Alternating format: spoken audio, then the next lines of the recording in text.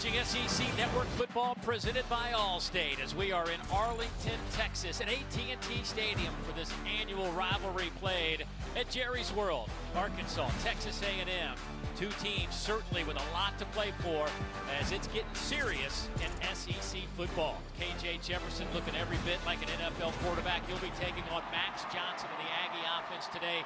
It should be another dynamite game between these two longtime rivals. Dave Neal alongside Hall of Famer Matt Stinchcomb. And Matt, obviously a lot of talk around college football about Connor Wigman breaking his foot, going to be out for an extended period of time. That means Max Johnson will now run this show. And certainly if you followed SEC football, you know that Max Johnson has played a lot of football and started a lot of games. So I don't think there's much of a concern for Aggie fans heading into this one. There really shouldn't be. You've got a known commodity that can now step in at quarterback in Max Johnson. And talking with the coaches, you could tell they didn't anticipate this offense missing a beat. You might emphasize different elements of this offense, but it's not as if you're going to be derailed by the quarterback position.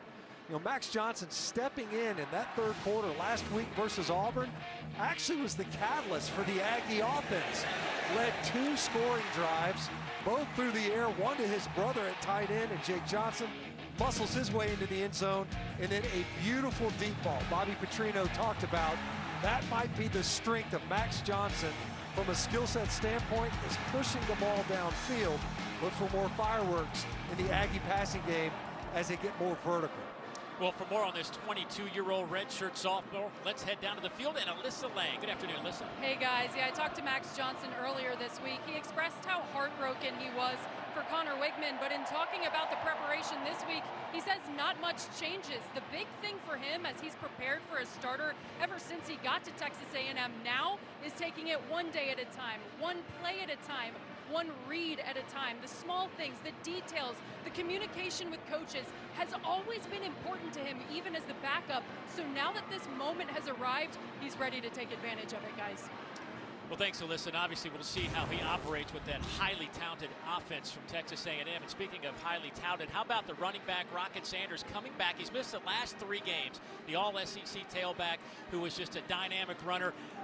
He will play today. I mean, let's face it, he is a difference maker.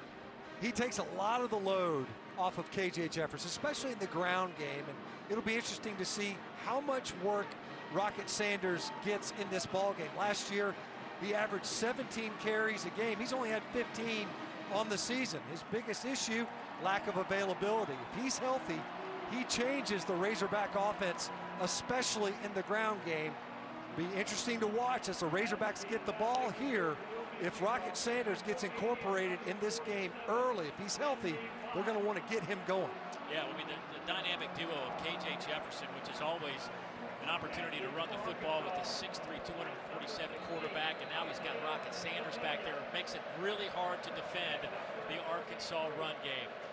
A lot on the line today between these two clubs. A&M has won 10 of the last 11, but they have been some exciting finishes, to say the least.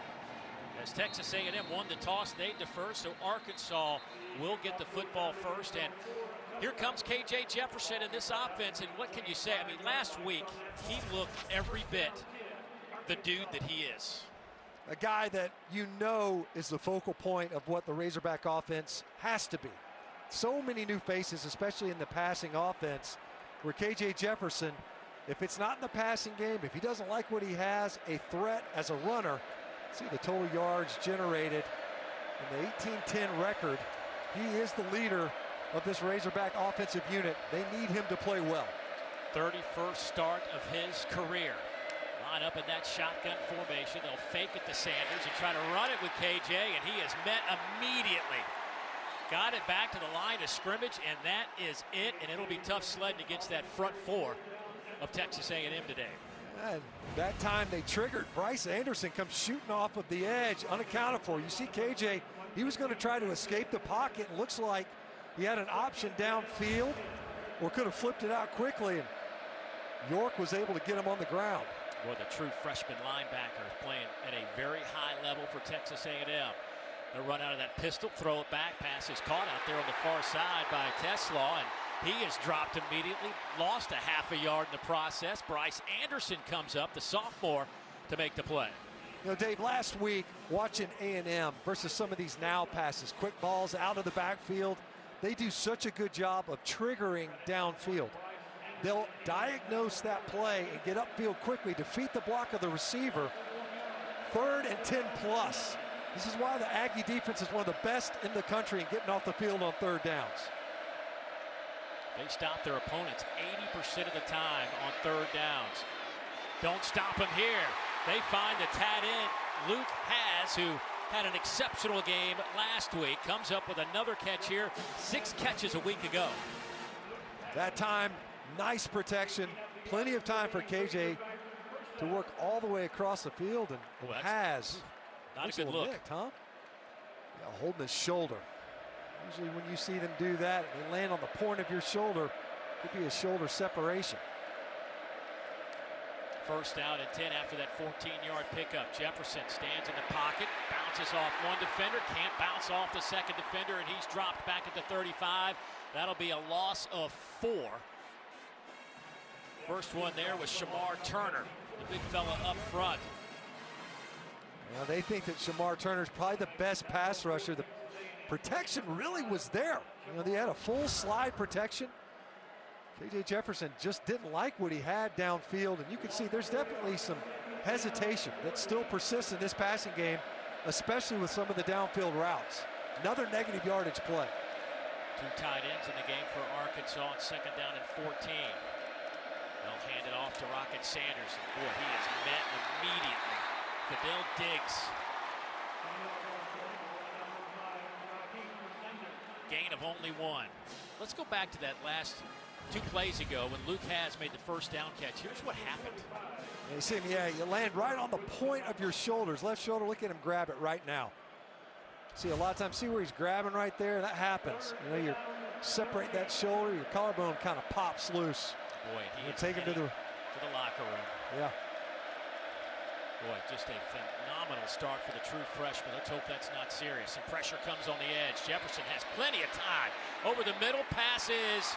They're going to say caught there for a 1st down across the midfield stripe by Andrew Armstrong, who now has 25 catches to lead this team, a pickup of 15.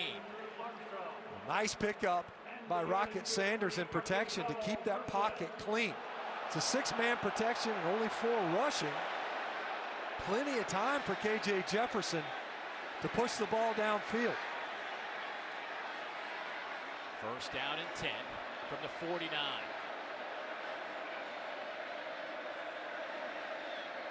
Satania goes in motion. They will toss it to him, and he will get it out to the 47-yard line. So a gain of a couple on the play for Isaiah Satania, who's one of the best athletes on the field. And that's saying something because they're everywhere. Yeah, they really are. There's a lot of speed on the field this Saturday. And you can see Satania, a guy that they want to get touches to. He's still trying to figure out the position. That's an easy way to get a speed player the ball out on the edge. Satania didn't have any plays offensively last year. Obviously a big special teams performer for Arkansas, so his first touch in a couple of weeks. Andrew Armstrong in motion to the formation. Will hand it off to Rocket Sanders, and he is met for a gain of about a yard. Shamar Stewart this time stepping up to make the play to lead the charge for Texas A&M. Well, there is Sam Pittman. Had a good conversation with him this week, and man, you hate to, you know, he knows nobody really wants to hear it, but he feels like this team is really close. That's a team that hasn't really, we talked about Sanders getting back in. He's only had a couple of touches now here in this opening drive. They haven't had their full complement of players, and they have been close. You think about that 3-point loss last week. Big 3rd down here. We're able to convert that 3rd down earlier, 10 plus. Jefferson steps up in that pocket, trying to run for it. Has some room. He's to the 40, had the 1st down, out of bounds at the 35-yard line. A gain of 10, maybe 11 for big KJ. We talked with DJ Durkin, defensive coordinator. How do you rush KJ Jefferson? They've already gotten to him once, but you got to be careful because he can escape, and he always escapes. Most quarterbacks do. Up and through the pocket. It's not outside the edges. That right there, we saw it last week versus LSU. KJ Jefferson's ability to keep plays alive and, if necessary, scramble. Big scramble there to extend the drive. Left side, Rocket Sanders with a nice cut. He's to the 30. Give him a gain of 25 on the play. Bryce Anderson, LT Overton making the tackle. Rocket will take a breather. Remember, it's first game since the opener. Missed 3 straight. Been out with a knee injury. Only averaged 2.8 yards per carry in that opener against Western Carolina. 15 carries on the season. They say they've been working him hard to try to keep his conditioning up.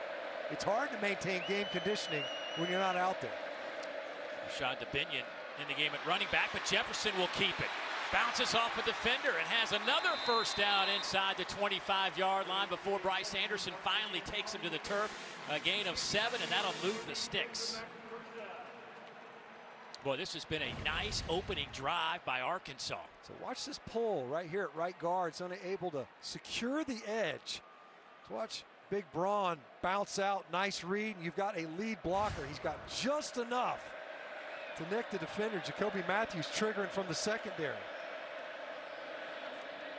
KJ Jefferson swarmed and dropped back at the 35-yard line. McKinley, Jackson, Edger and Cooper get the job done for Texas A&M, a loss of 8. Just a 3-man rush initially, and you see off the edge, Cooper able to defeat the block of Rashad Dubinion. You know, this is the other element. You know, when you've got guys stepping in there, protection is key. We talked about Rocket Sanders with a nice pickup on a previous down. That time cost Arkansas, and another tackle for loss by the Aggie defense. Sack and a half already from McKinley Jackson. High snap. Here's Dubinion, and he is taken down at the point of attack by Walter Nolan. Man, what a snap by Walter Nolan. Just great power. Just runs right through the outside shoulder of the right guard, Josh Braun. Right into your living room. Seeing power, almost takes the hand off. Great get off by Walter Nolan. They talk about him. He's got some torque. 3rd down and long coming up. Arkansas 3 out of 3 on this opening drive of the game on 3rd down conversions. Jefferson near side pass. We're going to say incomplete. Looked like there was a pop in the back on Tesla. Jacoby Matthews was in coverage. Sam Pittman wants to talk about it. Wow.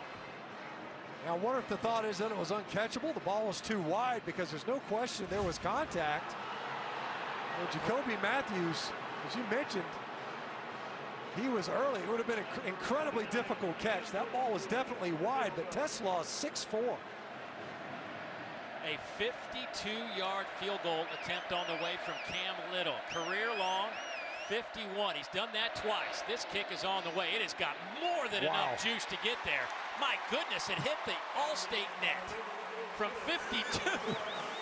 That ball almost, I mean, it could have gone over the uprights. Good. Thankfully, it was down the middle. Unreal. Don't talk about hitting the uprights with this. Yeah, that's a good point. They'll take the 3, though, and lead it. SEC Network Football is presented by Allstate. You're in good hands. Boy, some photos from the flashback to 2017. What a game. There have been so many. This is the 12th meeting here at AT&T Stadium. I mean, it has been remarkable, some of these games. That one was 50-43 in overtime. They combined for almost 1,000 yards. Christian Kirk was phenomenal with 110 yards receiving and a 100-yard kickoff return. It's hard to believe A&M's won 10 of 11 because these games have been so exciting for the most part. And Max Johnson, who played in this game a year ago, back at quarterback because of the injury to Connor Wigman. Of course, came out of high school as a 4-star recruit at Oconee High School just outside of Athens. Commits to play football at LSU for Ed Ogeron. Started a couple of games as a true freshman and started the entire 2021 season. Then there was a coaching change to Brian Kelly. He transfers here. His brother Jake also was committed to LSU, but he too decommitted to come to College Station and be a part of this Texas A&M program. This is what he did last week. And talking to Bobby Petrino, you touched on it. There was no denying that Coach Petrino felt like Max Johnson was very comfortable in this offense, and he was very comfortable with Max running the show. Yeah, I don't think that anybody anticipates a step backwards. I mean, this is the luxury that Texas A&M has in the quarterback room. You don't find it anywhere else. Guys leave. They go somewhere else. Max Johnson came from LSU as the incumbent starter, came to A&M. Obviously had 2 top 10 victories last season before he was injured versus Mississippi State, and now back under center for the Aggies. Johnson under pressure, buys a little bit of time and gets it out to his tight end for the catch there by Max Wright, who then fights his way to the 35, and they'll move the chains. That'll be a first down and a pickup of 7. Chris Paul brings him down. There's Jimbo Fisher, of course, has given over play calling duties to Bobby Petrino, but still involved. There's a lot of smart offensive minds on that staff. You got Jim Chaney, a longtime offensive coordinator, as an analyst. Yeah. Coach Fisher, Coach Petrino.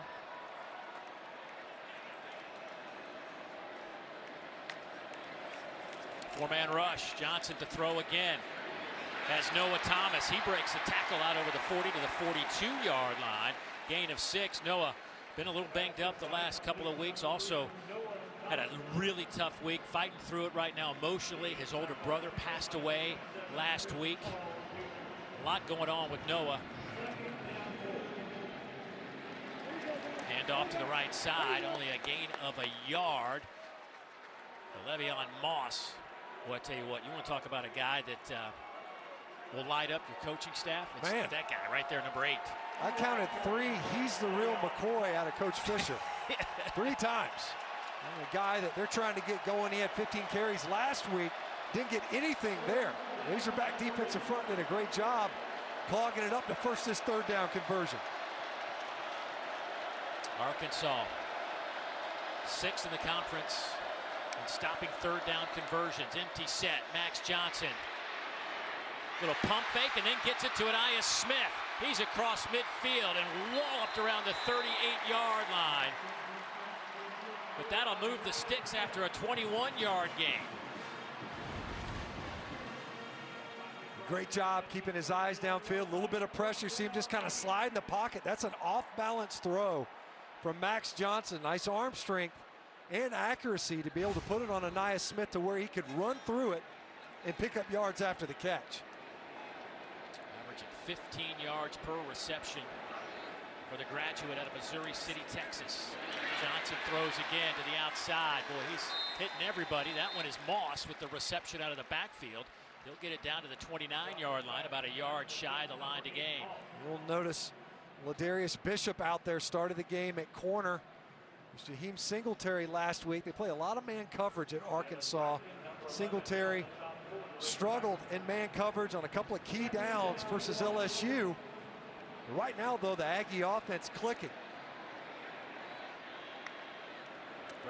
Max Johnson, 4 of 4 to start this game. They'll do a little end around to Evan Stewart. Trying to get everybody a touch here on this opening drive, but that was played about as well as you could play it by that Arkansas defense. They stretched it out on both sides. It's a good job by Lorando. Call him Snacks Johnson. Got upfield right now. Missed opportunity because another 10 yards after what would have been a huge tackle for loss. Would have put him back, even further back beyond the initial first down mark. Instead, just enough to string it out to force this 3rd down attempt. Last time Johnson was able to buy just enough time to deliver a strike to Smith. Some pressure coming. Johnson throws it up, has a man pass caught. Evan Stewart. Touchdown, Texas A&M, 32 yards.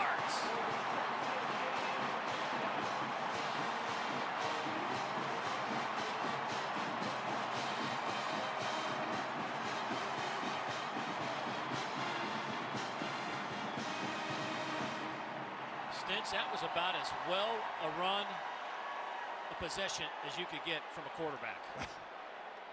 5 for 5, 73 yards and a touchdown. I think that's about as pretty as you could draw it up. A couple of 3rd down conversions in there as well. Randy Bond to attempt the point after. That kick is all the way. Each team has had 1 possession. Each team has scored. Although A&M's was for the touchdown. Evan Stewart with his 4th touchdown reception of the year, 7-3 Aggies.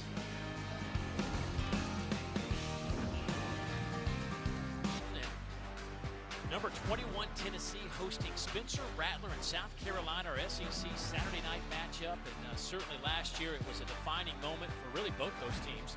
South Carolina put up 63 on the Volunteers. And you know Tennessee, they haven't really talked about it, but you know that one is still stinging. Oh, yeah.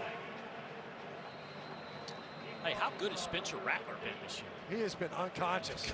You think about it, no help from a run game either. It's just go out there and get him, Spencer.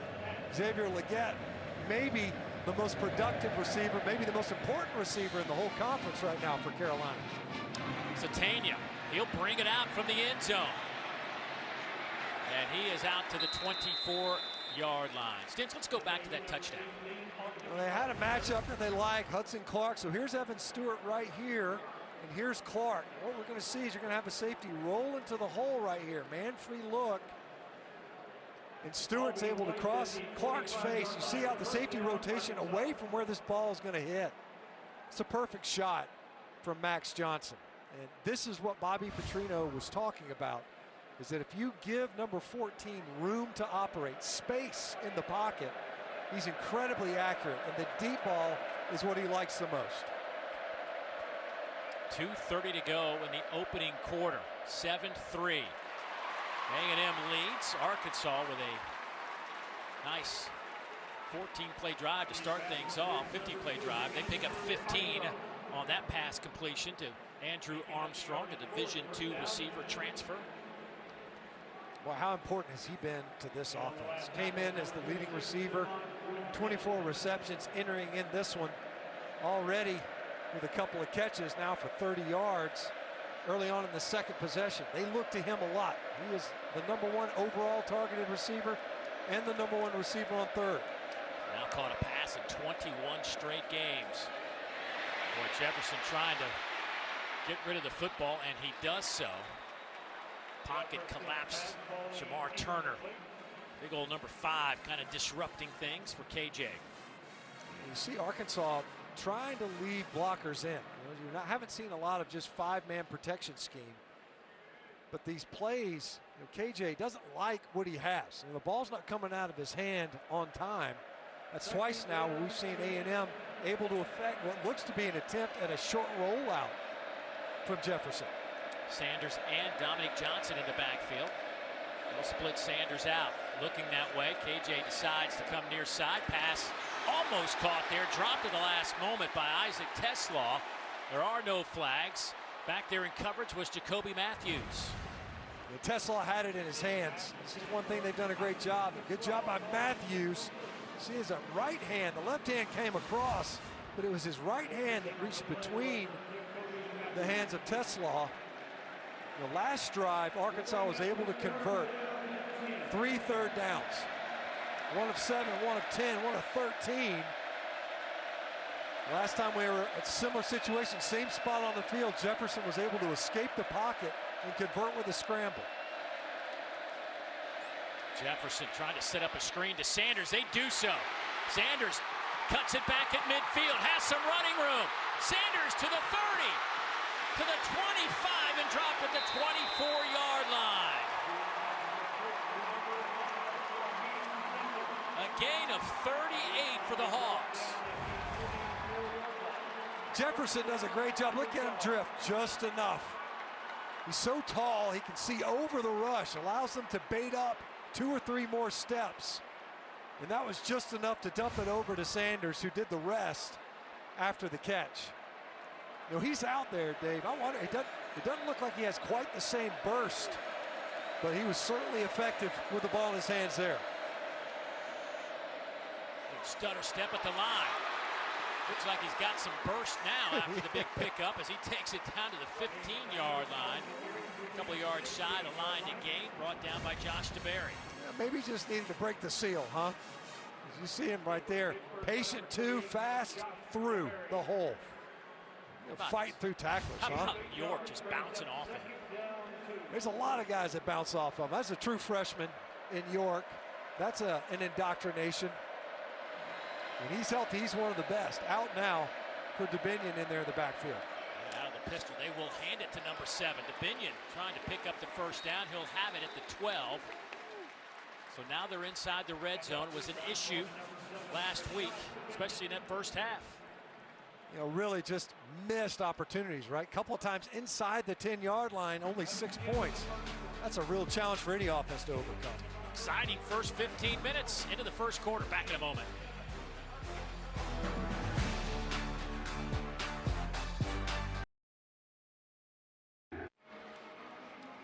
And welcome back to SEC Network Football presented by Allstate. And that is not good news if you're a Razorback fan. That is your true freshman, sensational tight end, Luke Hasz, who obviously out for the remainder of this game. Got in the first series and fell on his shoulder awkwardly. And Stinch, obviously, in the red zone, that's a big, big loss. Boy, is it. Yeah, I mean, a guy that you could sneak him out in this portion of the field. Big target there. They'll hand it off left side to DeBinion. Take it inside the 10, down to about the 7, maybe 8-yard line. Gain of 3. Bryce Anderson already with 5 tackles in the back end of that Aggie defense. They just subbed in Tyrone Broden, number 17. He is 6'7". Talk about a big target in the red zone. He's right here at the bottom of your screen. And next to him is 6'4" Andrew Armstrong. Yeah, and inside of him is 6'4" Tesla. Big targets down here. They'll run the other way with it with KJ Jefferson, and he is tripped up. Somebody got his shoes over there. I believe that was Torian York. Yeah, great job by York. He's able to fight through it, as you mentioned. So here we are, we're talking about formation. Got trips to the right. They run to the short side of the field. Good job getting upfield by Albert Regis. Defeats a block. And York, incredibly smart, calls all the defensive signals as a true freshman. Big down here. Arkansas struggled in this part of the field, Dave. 3rd down and 4. They can get a first down around the 2. KJ looking. A little slow mesh developing, and well, all it did was let the defensive line develop a wall. First one there, McKinley Jackson. I think they were counting on, they was expecting more pressure here. It was only a 3-man rush. You mentioned it, really delayed handoff. And instead, results in another negative yardage play. And results in Cam Little making another appearance. He hit from 52 earlier, hit career long for him. This from 25 yards. And he will split the upright. So Cam Little has produced 3 more points for his Hogs. 7-6 our score here in Arlington.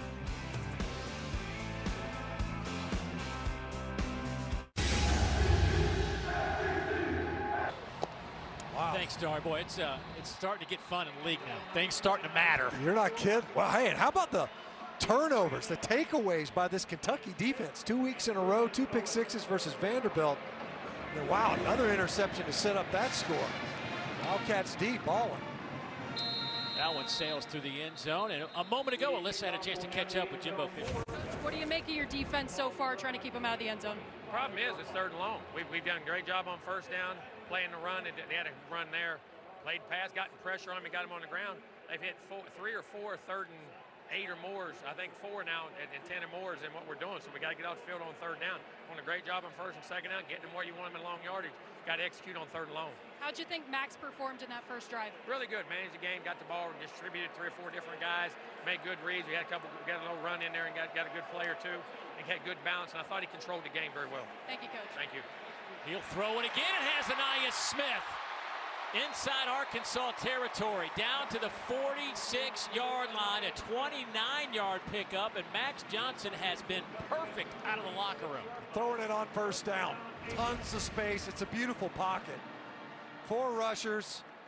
Great job by the offensive front. He delivers it. Leaks a little bit late there, but tons of room to look downfield and hit Smith.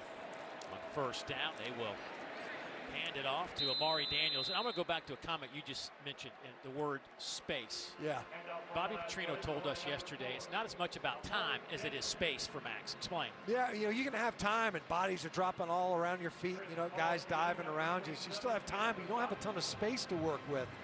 And Coach Petrino is an important distinction. I've never heard it put that way, but it's a great point. You want clean pocket so your guy can operate. Johnson's a mobile guy, but you got to give him time to push it downfield. Now that time he did it actually under duress with a little pressure late. Three-man rush. Unloads, pass caught there by his brother Jake Johnson. Those two hooked up for a touchdown. Jake's first collegiate touchdown thrown from his brother Max. And you know it made Papa Brad an extremely happy man. It made him rip his shirt off reportedly. And there they are. You can see why. Look at the guns on Dad. I played with Brad down in Tampa. You know, you could whiff on a pass protection down and you still had a good chance that DN was going to bounce right off of him. Third and short. Third down and about a yard. Daniels, left side, first down and more inside the 25. Brought down there by Jaden Johnson, a gain of 14. Boy, great push by the offensive front. Good job by Layden Robinson and Bryce Foster. Timeout for an injured player. There is. There's Nikki Johnson. Yeah, she knows. Yeah, first down, in case the line judge didn't know. That was more than enough. Injury time out on the field. We'll update it when we come back. Well, this was the injured Texas A&M player, Evan Stewart, who has been banged up this year. Stinch wasn't friendly, but it was certainly fire. Yes, it was. You know, and you see that he gets rolled up at the end of that play. He was blocking McGlothern. You see him go into the tent. Ja'Day Walker in there now for Stewart. Here's Walker right here at the bottom of your screen. He's been banged up.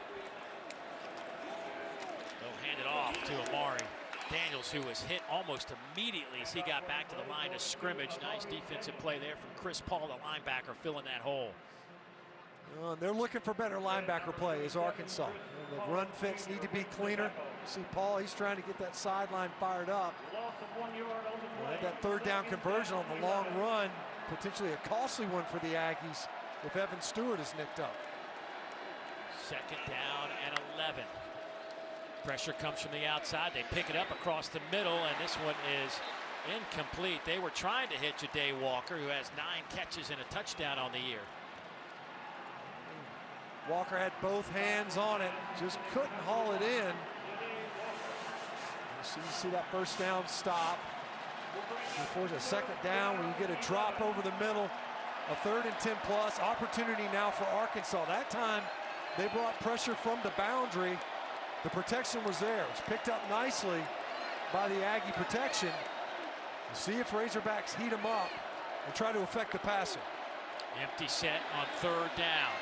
Johnson throws a bullet. That one is incomplete. There are no flags. Trying to hit Walker again.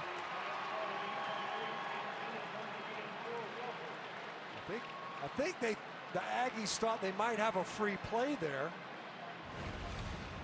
They go with the bluff cadence. Johnson, once again, heat coming on him. And boy, McGlothern, there was definitely contact before the ball got there. We've seen them let him play a little bit. Haas got run into earlier. That time McGlothern maybe a shade early, regardless. Here's Bond, 42-yard field goal attempt, leads the SEC with 9 makes on the year, and you can give him 10. Now 10 out of 12. 3 more on the board for the Aggies. They lead it by 4. Second quarter football. Man, it is, you talk about a big blue kind of beat down right now in the first quarter. That's what's going on in Lexington. Here the score is 10-6. Texas A&M now has scored on their opening 2 possessions of every game here in 2023. They lead it by 4. 10:26 to go. Dave Neal, Matt Stinchcomb, Melissa Lang from AT&T Stadium here in Arlington, Texas. Well, what a magnificent venue this is for this Southwest Classic, and it has been classic in their 11 previous meetings in this massive structure. Bond will kick it off to the goal line. Satania near side. Hurdles a man and lost the football. Got to have the football, son.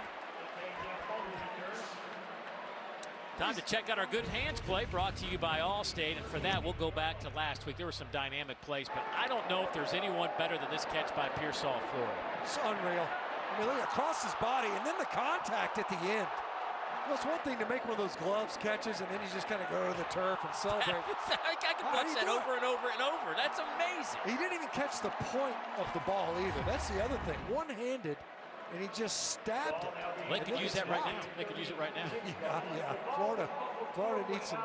They need something to spark right now because they're getting drugged by Kentucky. A return by Satania. Now, as you mentioned, he jumped. He makes that hurdle. If he holds on to that football, Dave, they're probably at least to midfield.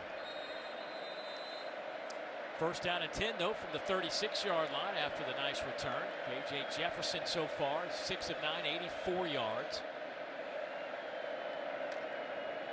Handed off to Rocket Sanders. Boy, it always looks like he is just one man away from breaking one of these. Couldn't get past the tackle of Chris Russell. Gain of 4. You said it, just right upfield. Hit it downhill. Sanders, obviously, what got him going in this game was the screen pass, big third down conversion. And then it seemed to kind of get his wheels turning a little bit. See if they continue to feed him in the ground game. They'll fake it to him this time. KJ tries to step up in the pocket, and he is dropped. Walter Nolan with another big play for the Aggies. A loss of a yard. Bring edge pressure again, though. Watch Bryce Anderson. He inserts there. They're trying to run play action. Jefferson wants to push up in the pocket. It was a great job by Walter Nolan. You got to get around the ankles of the big man in Jefferson. He almost escaped that pocket.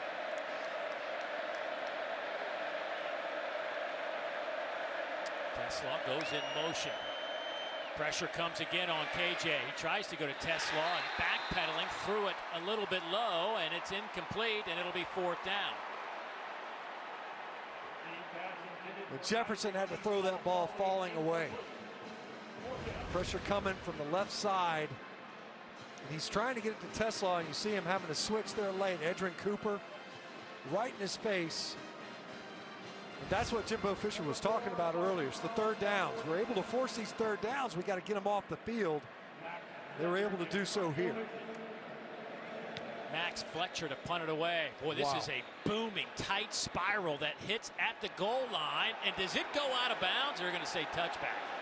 Boy, that didn't miss by much. Max, who's had kind of an up and down couple of weeks, nearly pinned him inside the 1. Oh, just missed it. Back in a moment.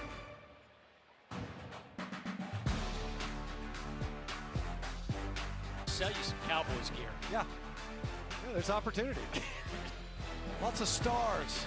Stars everywhere, literally. Coffee cups, star. Yeah, you might want to get that Dion one, though. Yeah. Oh, whistle will stop play here. False start. Max Johnson says that one's against them, but it won't be, Max. Number 64, 5-yard penalty. It remains first down. Let's get an injury update from Melissa. Yeah, guys, we saw Texas A&M star wide receiver Evan Stewart come out after their last offensive drive. I've been watching him down here on the sidelines ever since he came off the field. He's been working with these trainers down here. He got his left ankle retaped. That's the injury we're looking at right now. He's been jogging up and down the sidelines. You can tell he's desperate to get back in, but he does still have a little hitch in his giddy up. And we can see him right now, Alyssa. He has that little smirk on his face, and they're going back under the tent with him. Johnson will swing it. Le'Veon Moss. He will get it out over the 25 to the 27-yard line. They'll be about 3 yards shy of the line to gain. You know, Dave, on that first down, you get the procedure penalty, something that was really problematic for the Aggie offense last week. All pre-snap penalties. That time, they felt as if maybe the defense caused the movement. The Moss catch, run after catch, able to negate a lot of that loss. On 2nd and 3, here is Moss. Big hole. Spins.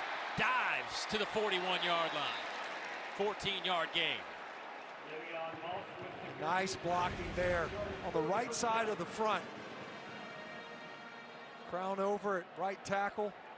Does a great job climbing up securing that edge, and Moss was clean to the edge of the line of scrimmage. Had a career high 97 yards last week against Auburn. This time he is met right in the hole by Jaheim Thomas. And Thomas feeling the effects of that collision. He is slow to get up. Thomas fills that hole. It's a nice cut by Moss backside, but there's Thomas was just waiting on him. And it was a big collision. As you mentioned, you see him kind of writhing. Does not look good. Moss, 6 feet, 210 pounds. You listen to their staff talk about that young man. They say he's the most explosive runner they have, but bothered by a little bit of a hammy injury. But he seems to be at 100% here this afternoon. Boom. Look at that stick. See, Thomas, he completed the play. You know, sometimes you see those big sticks, they go down. But you can see definitely shaken up towards the end of that play. And Arkansas is thin at linebacker. You know, we've seen some snaps from true freshman Brad Spence, number 22. We'll see who steps up in Thomas's absence.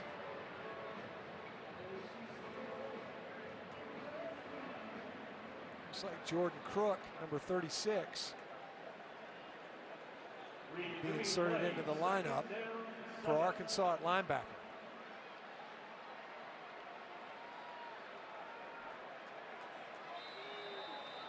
So on second down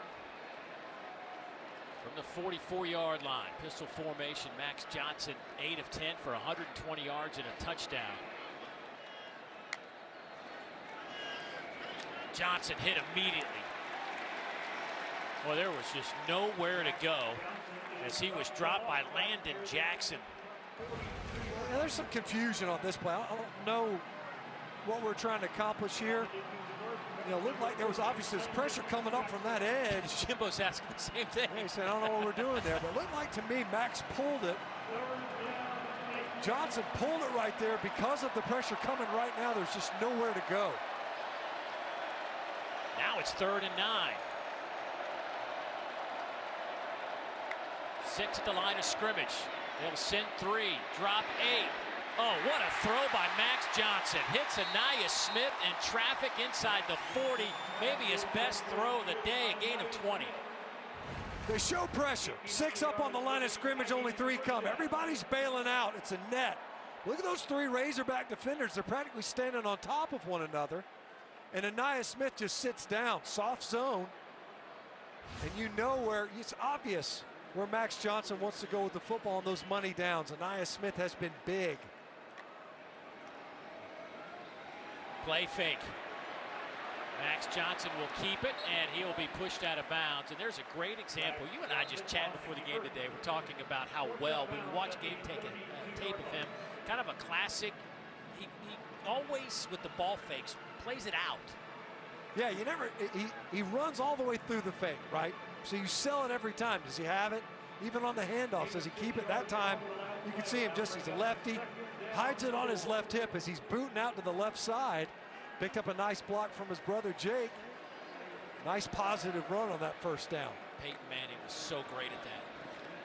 Again, keeps it, and well played there on the outside by Dwight McGlothern, the senior out of Houston, Texas. But now he is slow to get up after the tackle. It was a heck of a play by McGlothern.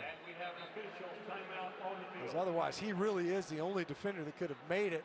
Bounces up, looks like he's going to be okay. I don't know. Well, he popped up off the ground like he was going to be all right, and then definitely he's ailing.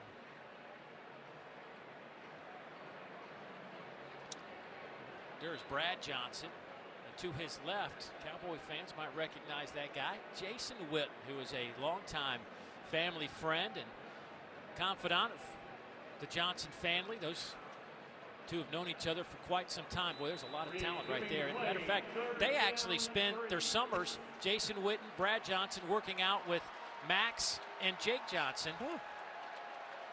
Brad's saying, hey, Jason, get your weight up, man. Look at these guns. Yeah, exactly. 3rd and short. The Aggies were able to get a conversion earlier on the ground. Pressure comes. Max Johnson has to just throw it to the turf. Let's see if there are any flags. They're going to say that Thomas was in the area, but Trajan Jeffcoat totally disrupted that play. There is no foul for intentional grounding. Number 3 is in the area. 4th down. How's Jeffcoat get? He's just kind of hanging. He was playing the backside all the way. Did not bite. He did not crash down. He was just sitting there. Johnson wisely burns that ball so that he doesn't lose yardage. Thankfully, from an Aggie perspective, that Thomas was in the area. Randy Bond into attempt a field goal. He's hit from 42. This one from 49 yards. The kick is on the way, and this has plenty of juice, and it hits the upright. He hit it so hard, it is still swaying. I mean, he hit that thing flush, cranked it. This looked like a Brad Johnson TikTok video. Hit the upright. Doink. May not be able to watch it. Also look ahead to LSU and Ole Miss. What do you make of A&M and Arkansas to this point? That D-line is creating a lot of pressure. 5 tackles for loss, 3 sacks. Oh, Max Johnson, man, just coming in, distributing the football. Yep. Just focus on that game. Guys. Yeah, we'd love to have you, Chris. First out at 10. Arkansas just dodges one on the field goal that hit the upright, and it was a missile off that upright. A good break for Arkansas. They get the stand, and now let's see if they can complete some of these drives. A couple of field goals for the Hogs is all they have on the board. Just the one punt on the game. Stalled out in the red zone on a previous possession. Boy, nowhere for DeBinion to go.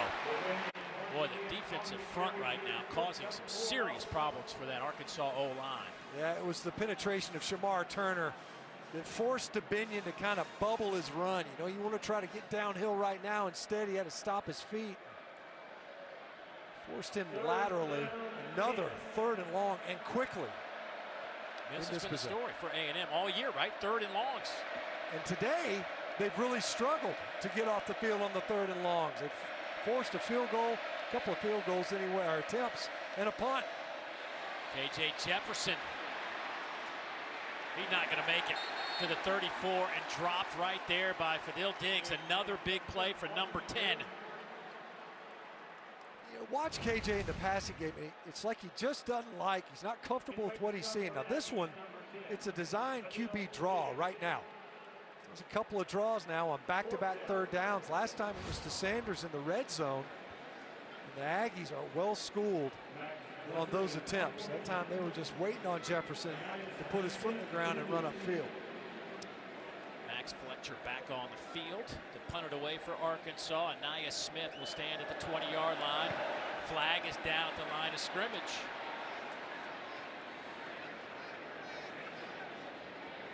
And this will be down inside the 20-yard line, but let's see what the impact this flag will have on the play. Oh, wow. I don't think it's going to get him the 1st down, but it's going to be about a half a yard shy. You see Coach Pittman, he's standing there, he's like, so where's this ball going to end up? So yeah, we'll take it. Offside on the defense. Defensive tackle, 5-yard penalty, still 4th down. You know, I mean, you got K.J. Jefferson, and you got to get a half a yard. I'm taking my chances. Oh, they've challenged the front. I see, watch. Yeah, definitely early. Right there in the middle. It was Chris Russell. He's going to punt it away. Penalties have certainly been an issue for Arkansas. Well, they were just decimated the last 2 weeks with penalties. Sam Pittman doesn't want to go for it here. He's going to punt it away.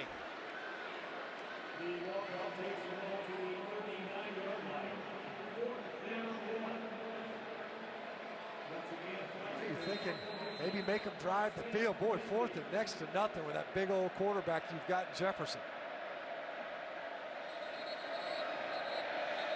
He wants a timeout. I think he's thinking the same thing. Yeah. This is their first charge timeout of the half. 2:53 to go. Gives us an opportunity to tell you that tonight, SEC football Final Crew Of course, we'll take you through the biggest stories of the day and break down all the games coming up 10:30 Eastern time after South Carolina, Tennessee. It's always right here on the SEC Network, and you can find it on the ESPN app as well. A lot to talk about, I'm sure, today. You know, you're sitting there, if you're Arkansas, last week it was that middle quarter of the game that got them. You didn't finish the second quarter the way you wanted to. You give up the big score, and then they double up possessions. Now, A&M gets the ball first in the second half. The same was true last week for LSU. So you're thinking, you know, Sam Pittman, he's talking about, all right, so fine. One of the things is you want to deny another possession, sure. The problem is you mess around and don't get this on 4th and less than a yard, and you're given excellent field position and a chance for your opponent to double up scores in back-to-back possessions. You score quickly, especially if A&M scores quickly, Arkansas can get the ball back here. And you see the offense back out on the field. KJ Jefferson.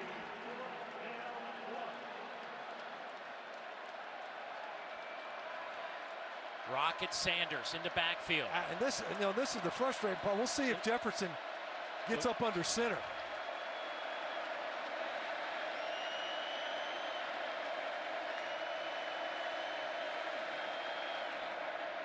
Fourth and less than a yard. Play clock down to 8. There's the snap. Handoff to Sanders. Right side, and he didn't get it. He got tripped up in the backfield. McKinley Jackson making the play.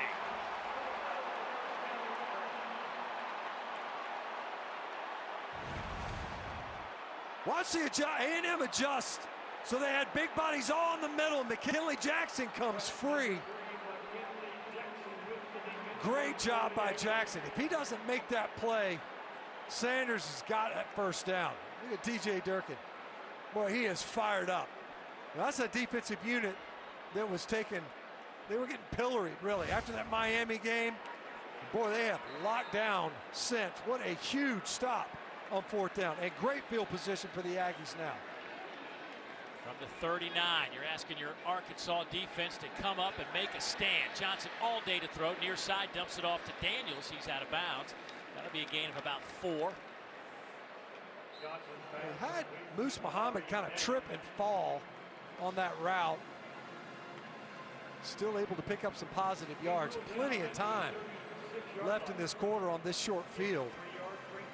Think about that doink field goal on that previous possession by the Aggies.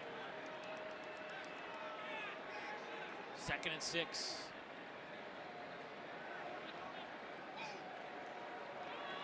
Some movement up front. That'll back up Texas A&M. Somewhere on that left side of the False line. start on the offense, number 42. 5-yard penalty. It remains 2nd down. So that was Chris Paul. He walks up and he tells the defensive front, move. So they say that, and they say it with emphasis. And the entire defensive front shifts. There's an art to that. The whole goal is to get exactly what they just got. Make the offense flinch. Another procedure penalty here in the second quarter by the Aggie offensive front.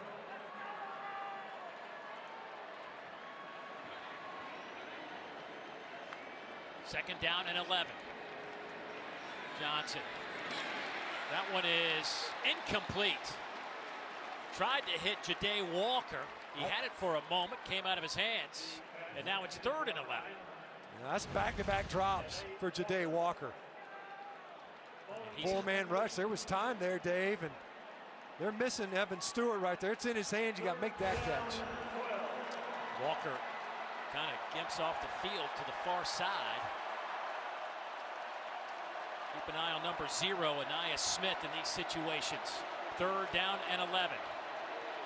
Johnson coming this way to his brother Jake, who makes a remarkable catch for a first down at the 26-yard line. Boy, he barely got his head turned around, and the ball was on him for a gain of 15. That's a big body. You're coming into this game, Jake Johnson was the 3rd. Well, he almost lost it, too. Well, he had both hands on it, both thighs on it. He used everything. Every appendage got in on that reception. Daniel shifts to the right on 1st down. Boy, a huge conversion for the Aggies here before halftime. They'll swing it out. Pass caught by Moose Muhammad. And Moose is down to the 16-yard line. And the Aggies don't do this a lot. That time it's an easy access throw and a nice block by Noah Thomas.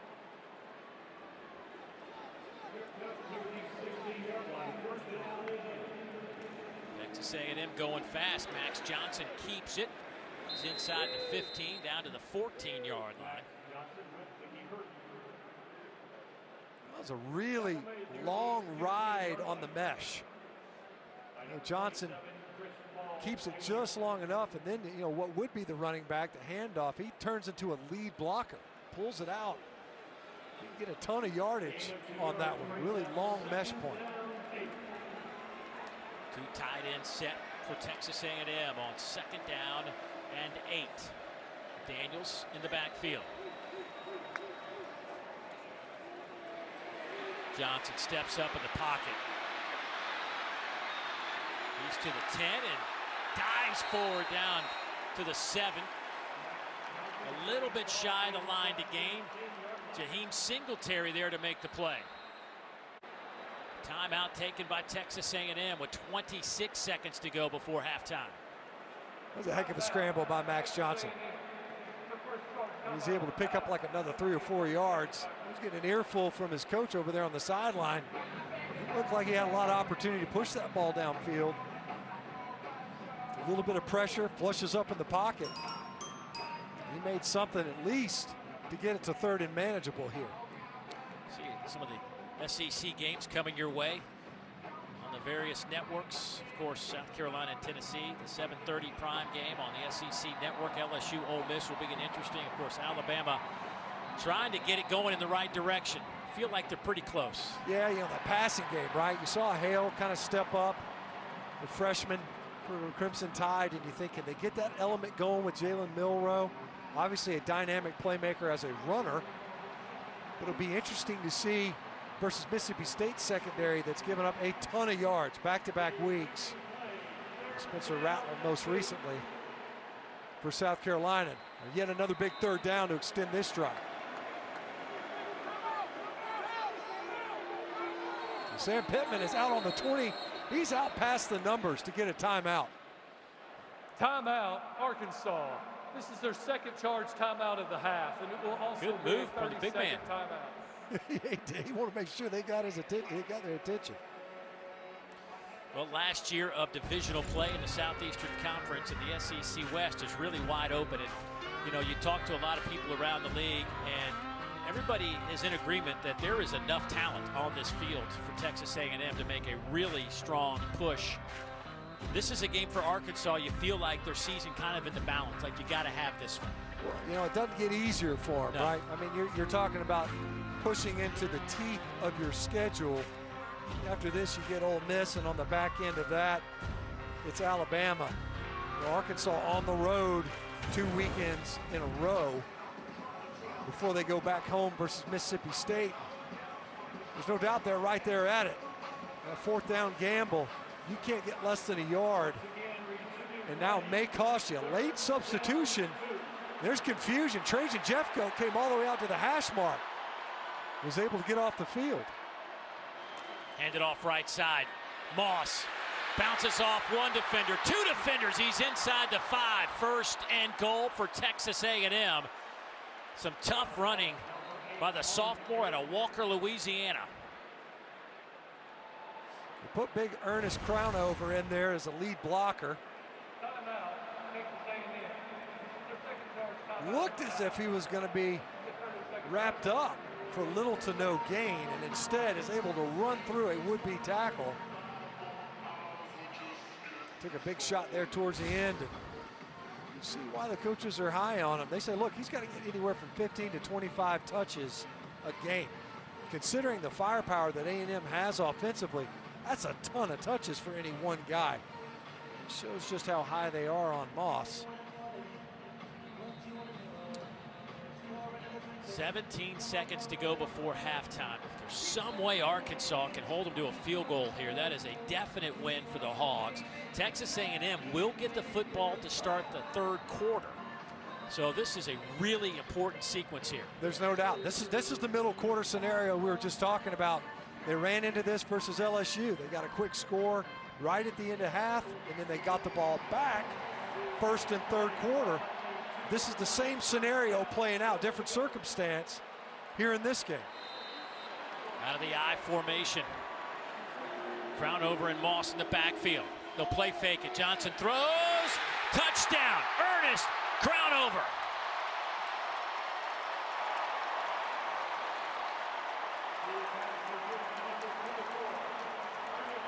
It's the same play, except this time it's play action. Instead of handing it off to Moss, Crownover, the lead back to the edge of the right side of the formation.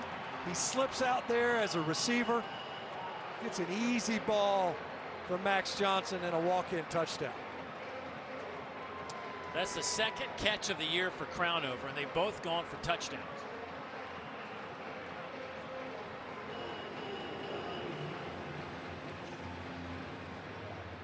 And just 13 seconds left on the clock.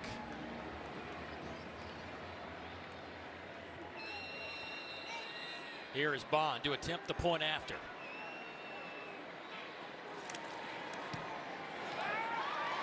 It is good. A&M has 225 total yards of offense, and Max Johnson 13 of 17, 169, and 2 touchdowns, including this one. So here's Crownover. Last time he was a lead blocker. This time he becomes a receiver.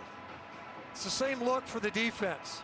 Now we're handing it off, heavy play fake, then you just dump it.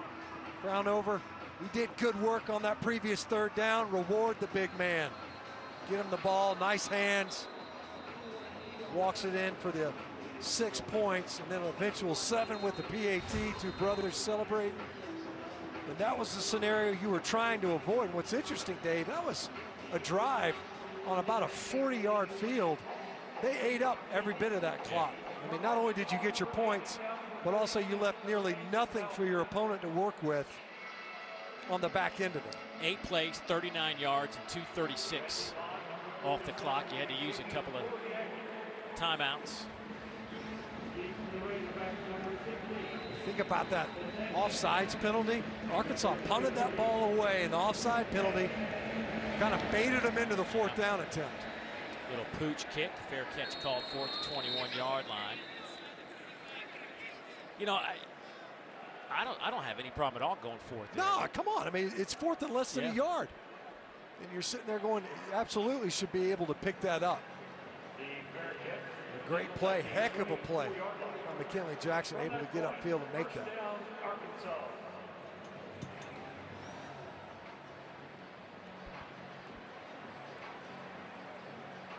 Arkansas with a really nice opening drive. They converted 3 third and longs to keep the drive alive. Got a long field goal.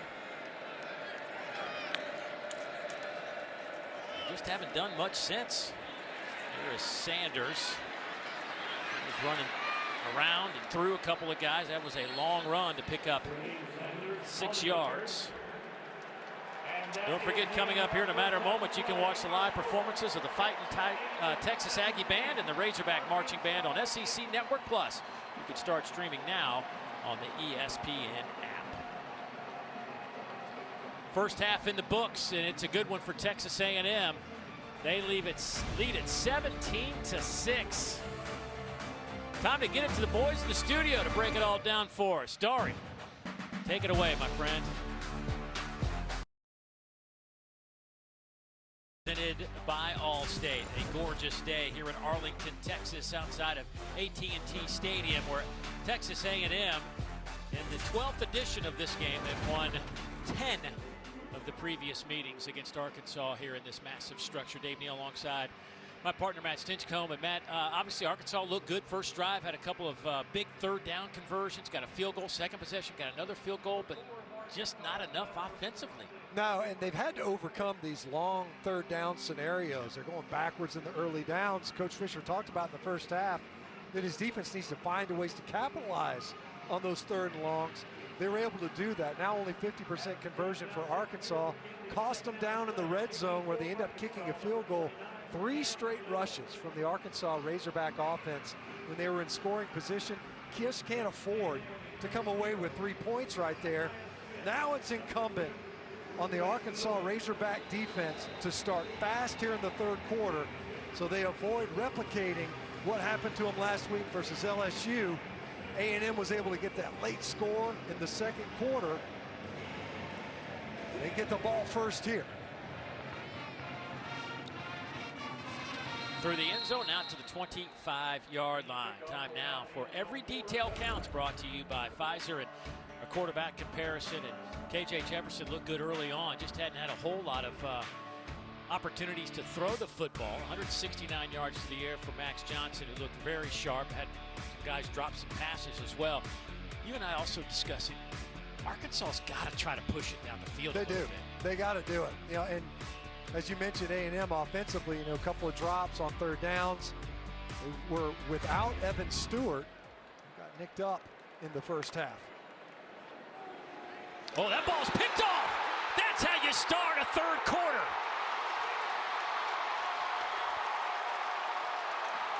Snacks Johnson.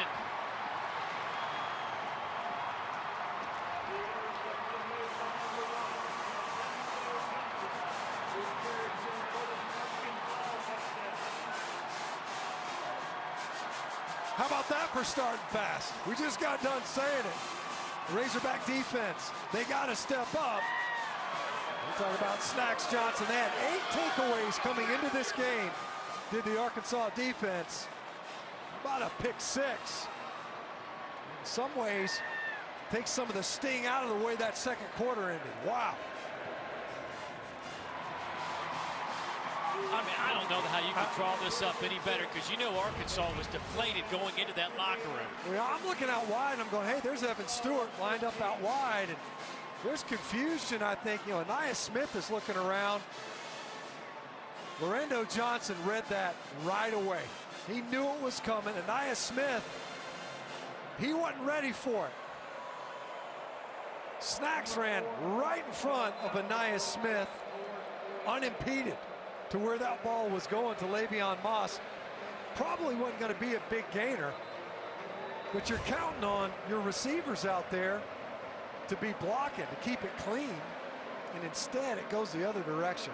What a huge momentum play for the Razorback defense to set the tone here in the second half. Snacks Johnson transferred from Baylor, his first year at Arkansas. Spent a couple of years at Baylor before coming to Fayetteville and coming up with the biggest play of his career, perhaps. That's the first interception for Max Johnson in a Texas A&M uniform. 120 attempts.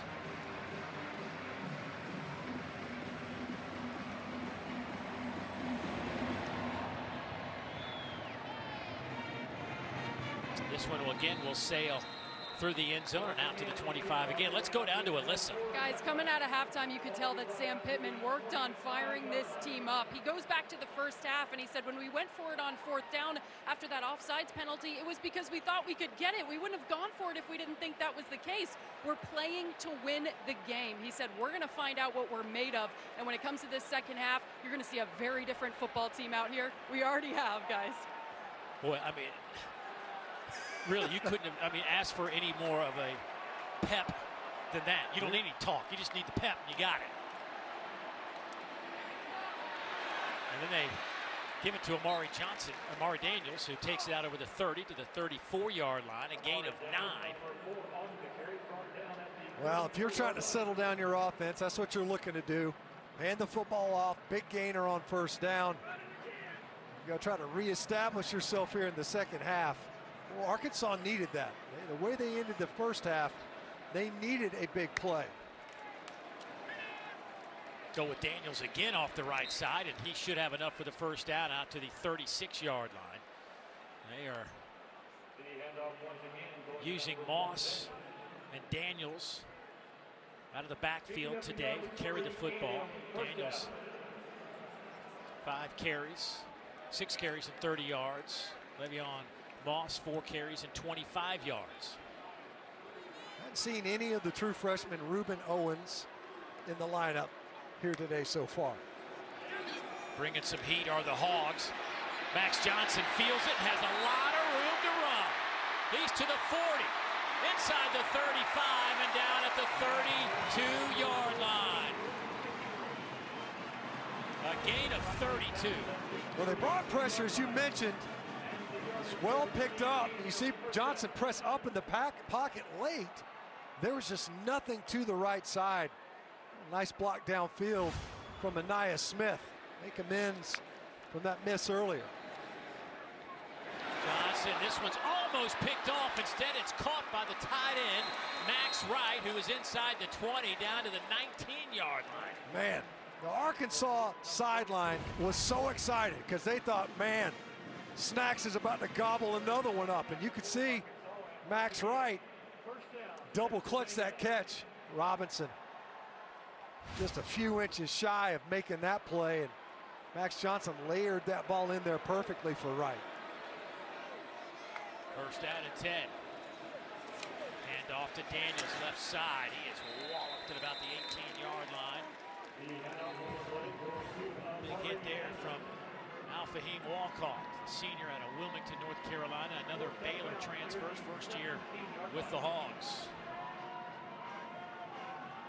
Trying to get the ball outside, out on the edge. You know, we mentioned earlier, the Aggies don't throw a lot of those quick screen passes out to the edge of the wide receivers. Usually get the ball there in the ground game. Moss in the game at tailback. Here comes some pressure. Moss picks up the blitz, and the pass is dropped inside the 5. And that's going to be another drop for Ja'Day Walker. I don't know what Walker's upset about. He's got to be frustrated because you're right, that's 3 times now where he's had an opportunity to make the catch and didn't. You know, the umpire might have been in the way. Bobby Petrino, you know, he talked about last week coming out of half at Auburn. They were worried because Walker was starting to really round into form. He wasn't available in the second half. He's had to be available here with Stewart slowed. 3rd down and 8. Johnson throws. He hits Anaya Smith around the 12, but that's about 3 yards shy of the line to gain. So let's see what Jimbo Fisher wants to do here. Looks like he's going to run his field goal unit out onto the field. At that time, Anaya Smith just did a good job to come up with the reception. What much he could do with it once the ball got to him. Really, the only thing that stopped the Aggies in the first half was the left upright of this goalpost. Randy Bonds hit from 42, missed from 49, this from 29. And a flag is down before the play and a false start. Back him up 5. False start on the offense, number 78. That's a 5-yard penalty, and it remains 4th down. Well, you don't see that every day. Let's look over here on the right side of the line. There's a little bit of a flinch. Man, very, very little. When you're that big, it's, I suppose, pretty evident. Like it was Demetrius Crownover. So a 34-yard field goal attempt now. Kick on the way, and it is dead solid perfect. So they give up the pick 6 for a touchdown, and then they answer with a field goal. Texas A&M still out in front. Nice job on the hold from Nick Constantino.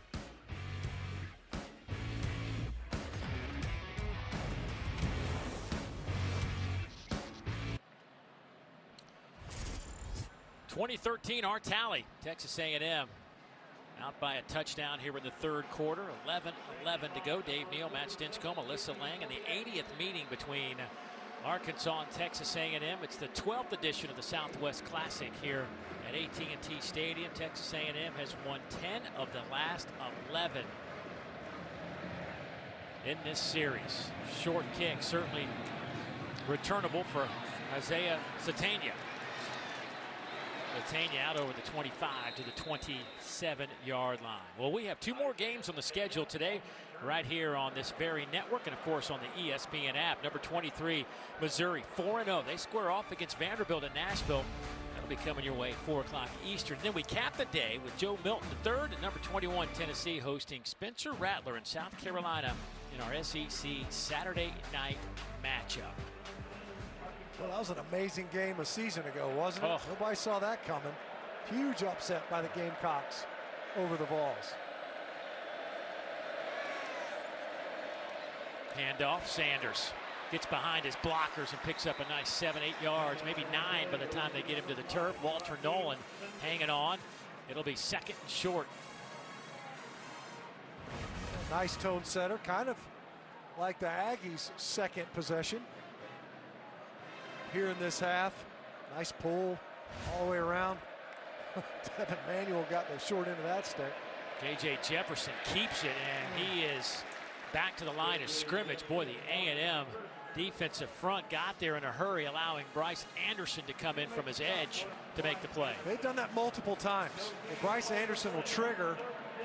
The time he was coming from the field, he's just not accounted for in the blocking scheme. That's an extra defender. He's able to get big KJ Jefferson on the ground. Arkansas started this game 3 out of 3 on third downs. They are just 1 for their last 5. KJ Jefferson just takes it off the right side, and he's not going to get there. Matter of fact, he lost a yard. The A&M looked like they had a bead on this play pre-snap. They were loading up. Look at this. Look, they got 4 defenders right here, right where the point of attack is intended to be. Watch those linebackers. Look, they're running to that edge. They know they're going to take that away. KJ Jefferson, nowhere to go with the football. A frustrated KJ Jefferson. Fair catch called for by Smith at the 25-yard line. That's where the Aggies will set it up. They lead it by 7 here at AT&T Stadium. Back in a moment.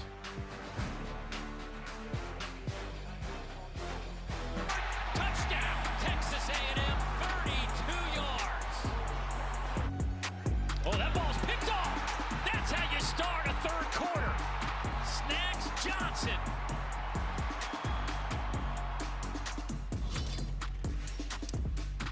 It is a one-score game here at AT&T Stadium.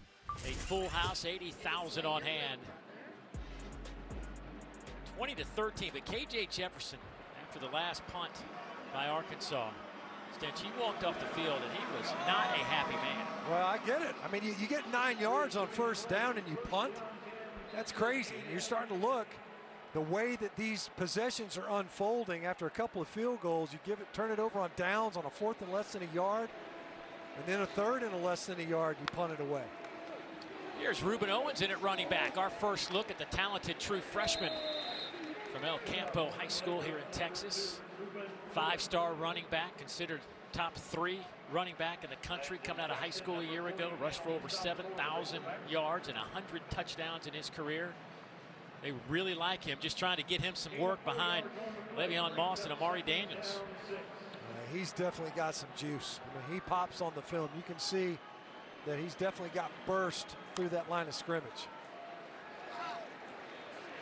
Johnson tucks it, and he is lost the football. Arkansas has it at the 35-yard line. Recovered by Brad Spence. I think that was Jordan Crook in there that forced the fumble. He put his helmet right on the ball. And Max Johnson holding that left hand. Watch Johnson, got the ball on the inside arm, and Crooks put his helmet right on the button. Ball comes out, and you said it, true freshman, Brad Spence right there. That time Arkansas had all 3 linebackers. They were all backups in the game. And what a huge play. A couple of takeaways here in the 3rd quarter.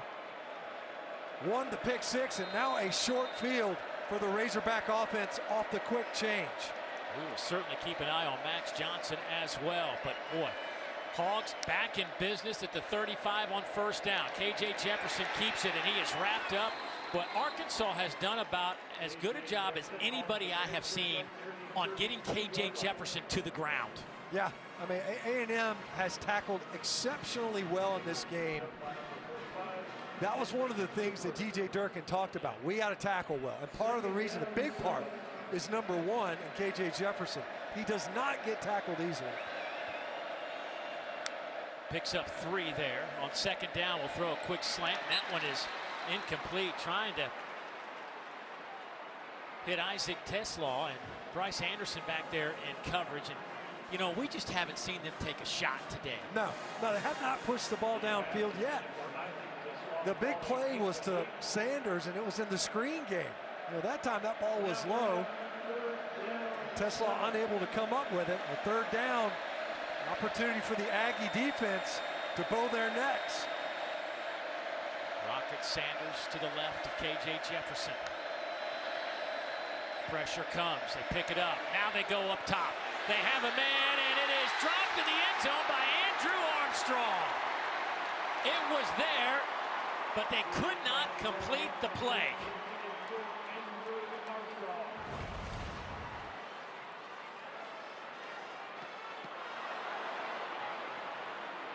Wow. I mean, Chappelle, it looked like he got just a finger on that ball and did. Wow. I mean, just perfectly timed. Chappelle it didn't look like he was even playing the receiver or the ball. A 50-yard field goal attempt from Cam Little. He hit from 52 earlier. And again, plenty of leg. It is good again. What an arsenal. I don't know what his range is. You could probably kick it from 15 yards further back. Unreal.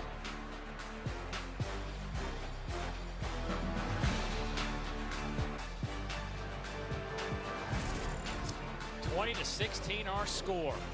Here in the 3rd quarter, 7:58 to play. KJ Jefferson, boy, had his team in a fantastic position. Just threw a ball in the end zone, inches a little bit short, or it would have been 6. Instead, they had to settle for the 3-pointer. You know, and that's A&M fans holding their breath. It's that deep ball that has given them difficulty this season.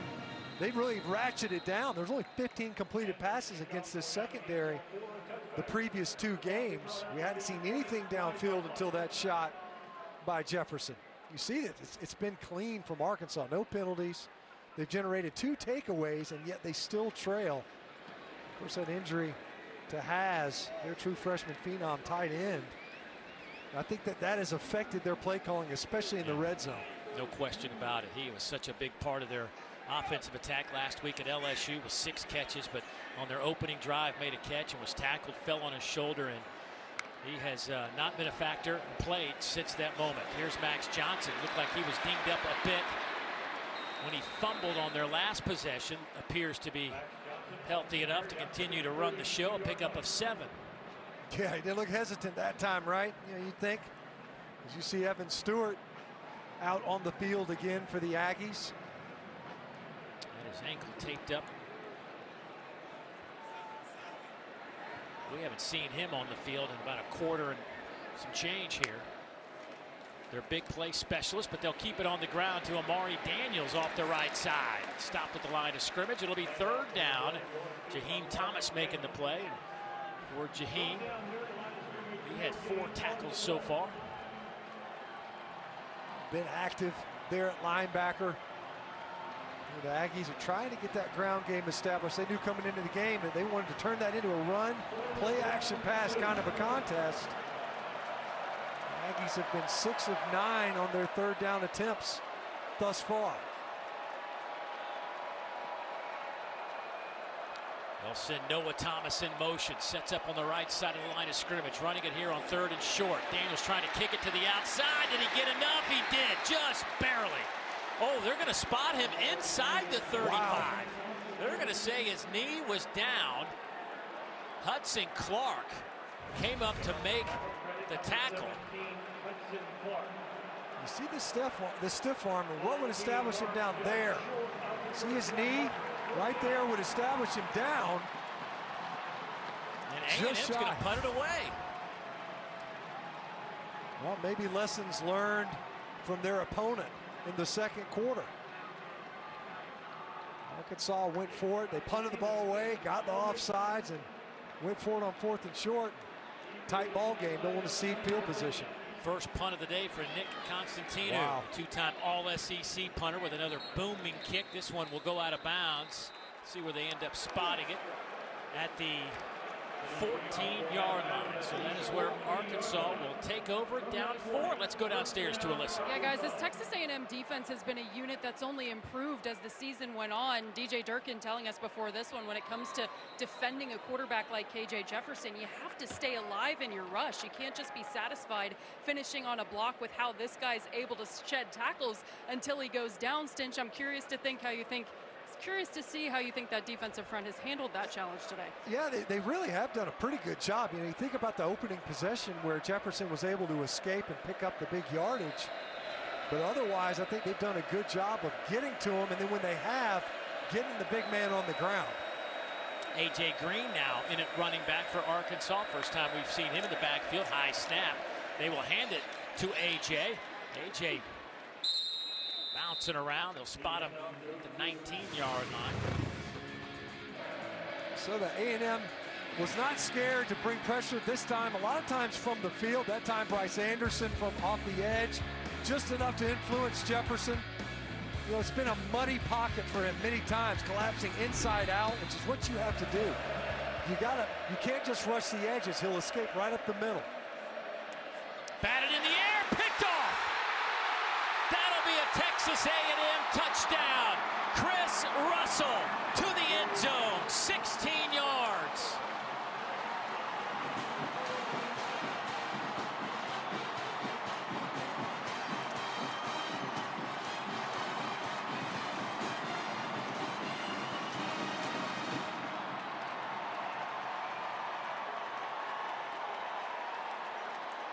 And it was Bryce Anderson, I think, again.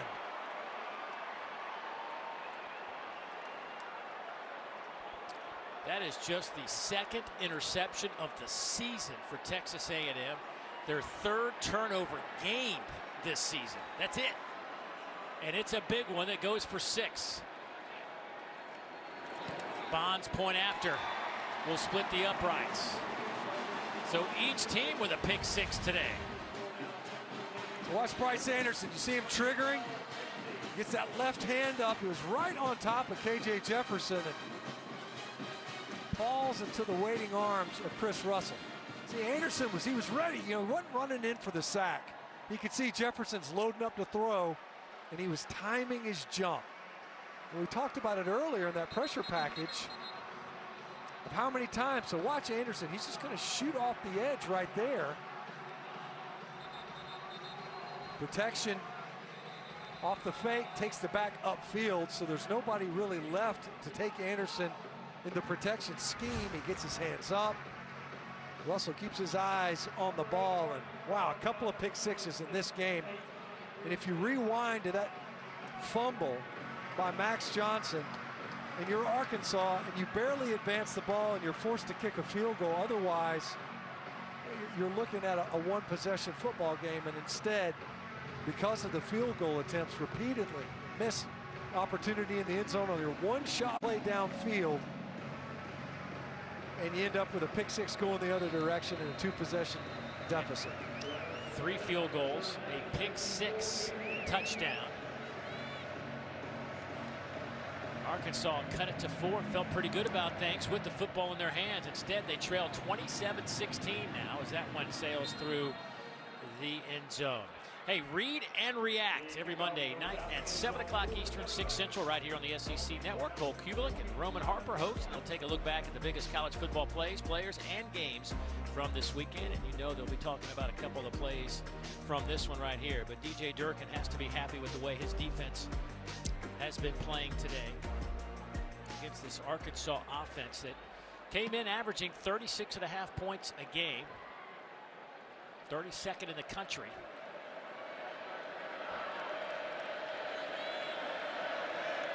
First down and 10. KJ Jefferson, 6 of 13 for just 84 yards through the air. They will hand it off to Rocket Sanders again. His first game back after being injured in the opener. Missed 3 straight games.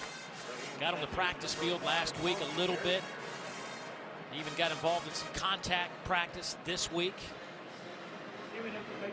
Coach Pittman said he was good to go. He looked pretty good on the previous series, or prior to the one that resulted with the pick 6. Had that 9-yard run on the opener. Rocket Sanders again through the middle of that line of scrimmage, and just a couple of yards out to the 29-yard line. Fidel Diggs, we've called his name a few times this afternoon. Boy, they just run body after body on that front four for A&M.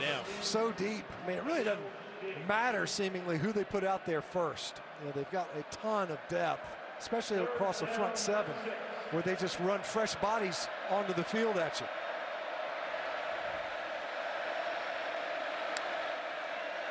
Third down, pressure comes. KJ Jefferson can't get out of that traffic.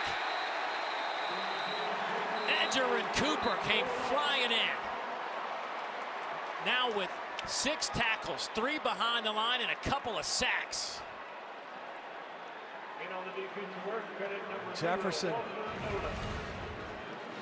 Watch Sanders. You know, here's your protection back, and the pressure's going to come off this edge. Sanders, I think, just whiffs. You see him, he's late. Got his hands up. KJ Jefferson a little bit nicked after that shot. The pressure getting home. Max Fletcher to Adias Smith, who will let it bounce, and it takes a favorable Arkansas bounce inside the 35 to the 33-yard line. That's where the Aggies will have it. Time to get an update. Let's get you back to Dari. All right, guys, the Ray Davis Show continues. It's the AT&T 5G studio update, and Kentucky's tailback, his 4th total touchdown of the day. He's got 249 yards on the ground. Big Blue leading Florida. The score now 30-13 as Florida just got a Ricky Pearsall touchdown. Thanks, Dari. 17 carries, 249, and 3 rushing touchdowns for Ray Davis. And apparently 1 receiving. That was his 4th. Unreal. Have a day, kid. Unreal. 17 carries, 249. Oh, boy, what a get he was in the transfer portal, the former Vanderbilt running back. This one is out to Moss. You know, there's only 3 undefeated teams in the SEC remaining at this point. They're all in the East. Looks like Kentucky's going to maintain that. Georgia later on has Auburn. Missouri on the road versus Vanderbilt. You know, there's a real chance. And Missouri's got LSU coming up here. Kentucky obviously has Georgia on the back end of this game versus Florida. It seems as if they'll be undefeated as they head into that contest. And heck, who knows? You know, Missouri continues to take care of business. I think Georgia's kind of creeping a little bit. Like, they're just kind of, with Carson Beck, it was kind of like, let's keep this simple. Maybe get a little bit more last week. It looked like maybe Carson Beck, they asked him to do a little bit more, and it was, yeah. It seems like Georgia's getting close to what we expected. Yeah, I think there's a slow build, that's for sure. You know, Carson Beck had a pretty good game last time out, obviously versus UAB. Competition will stiffen. On 2nd down, they'll toss it to Moss. Boy, he just turns the corner and gets ahead of steam up and takes 3 or 4 jerseys with him. Flag comes in late, though.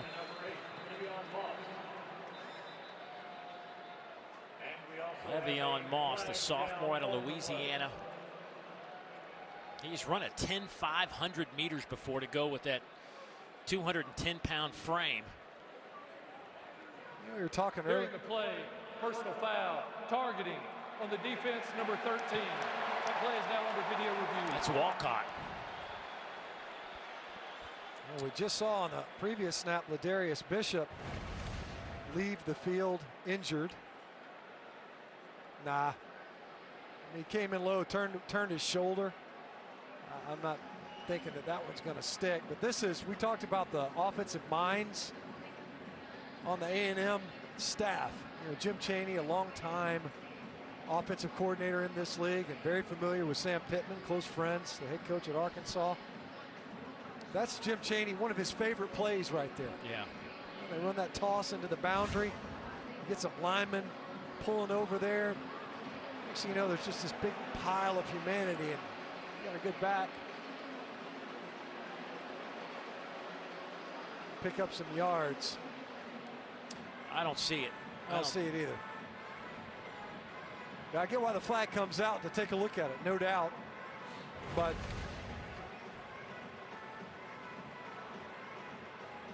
it looks to me like he was. Both of them are going down with their heads. There's no doubt that he lowered his head, but the contact to me looked like it was largely with his right shoulder. And yeah, the running back, in this instance Moss, lowers his head to hit the top of the helmet of Walcott.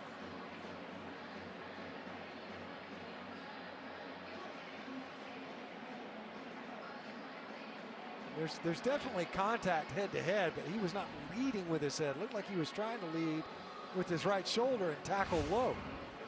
Moss with a head of steam. That's an imposing proposition.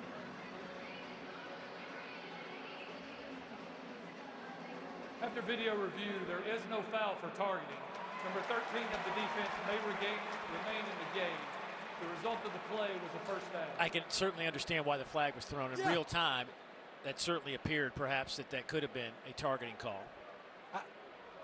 I think that's why this whole process is far improved, right? Throw the flag and then let's look at it. It happens fast. Makes sense why the flag came out. Makes sense why it was not a confirmed targeting call. And incidentally, that's exactly the way that play is supposed to work. You're supposed to be one-on-one with the safety. A&M got exactly what they wanted by the way that play's designed. So first down and 10 out of that pistol formation. We'll hand it off to Moss again, trying to turn the corner, and he can't get anywhere. Maybe a yard. Boy, Jordan Crook making another play for Arkansas out of that linebacker position. He's getting a lot of snaps today, the sophomore out of Duncanville, Texas. They say he loves contact. The guy that he was the one that forced the fumble earlier, put his helmet right on the ball. Came out of Max Johnson's arms on a scramble.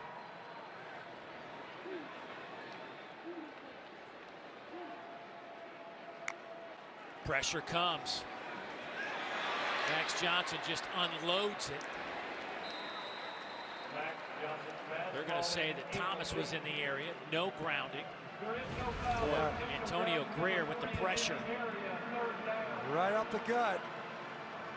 Kind of a low tackle there, reminiscent of what we saw last week versus Auburn, where Connor Wegman got tackled low, injured himself. Johnson looks like he endured the tackle, or at least the hit, cleanly. It's the 5th pressure by Arkansas. Third down and 10 from the 46-yard line. Max Johnson, 16 of 23 today. Pressure comes again. He is walloped as he lets it go, and that'll be an incomplete pass, but man, did he get crushed. Hammered as he unloads this football.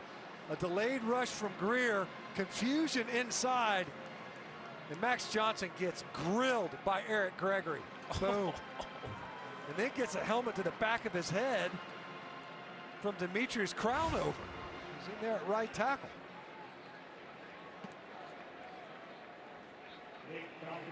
Important stop right there, Dave, by the Arkansas defense. And a flag down, a false start against A&M will back him up. False start on the offense, number 1. That's a 5-yard penalty, and it remains 4th down.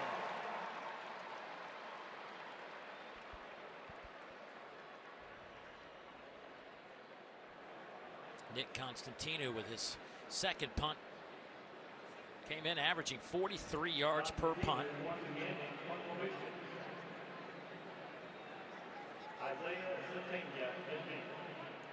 Satania back to return this one. Boy, he's just a special teams touchdown waiting to happen. He's second in the FBS in punt return average coming into this game at over 25. A booming kick.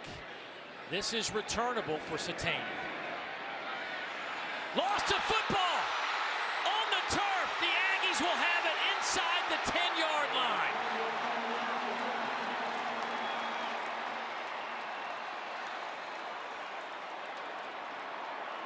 Oh, and the scramble is on.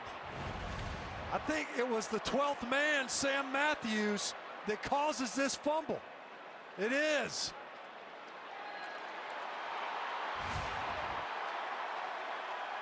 And Arkansas, the officials initially signaled that Arkansas somehow got the ball back. Boy, there were 2 Aggies that fell on that football. Rolling on the field as the ball is recovered by Arkansas. How in the world did Arkansas get that football? That's amazing. What a turn of events. There were 2 white jerseys laying on top of it.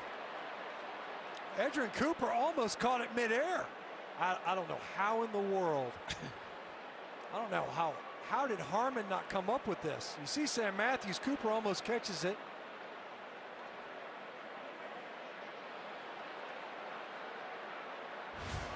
Wow. We'll never know. What an effort. What an effort to get the ball back.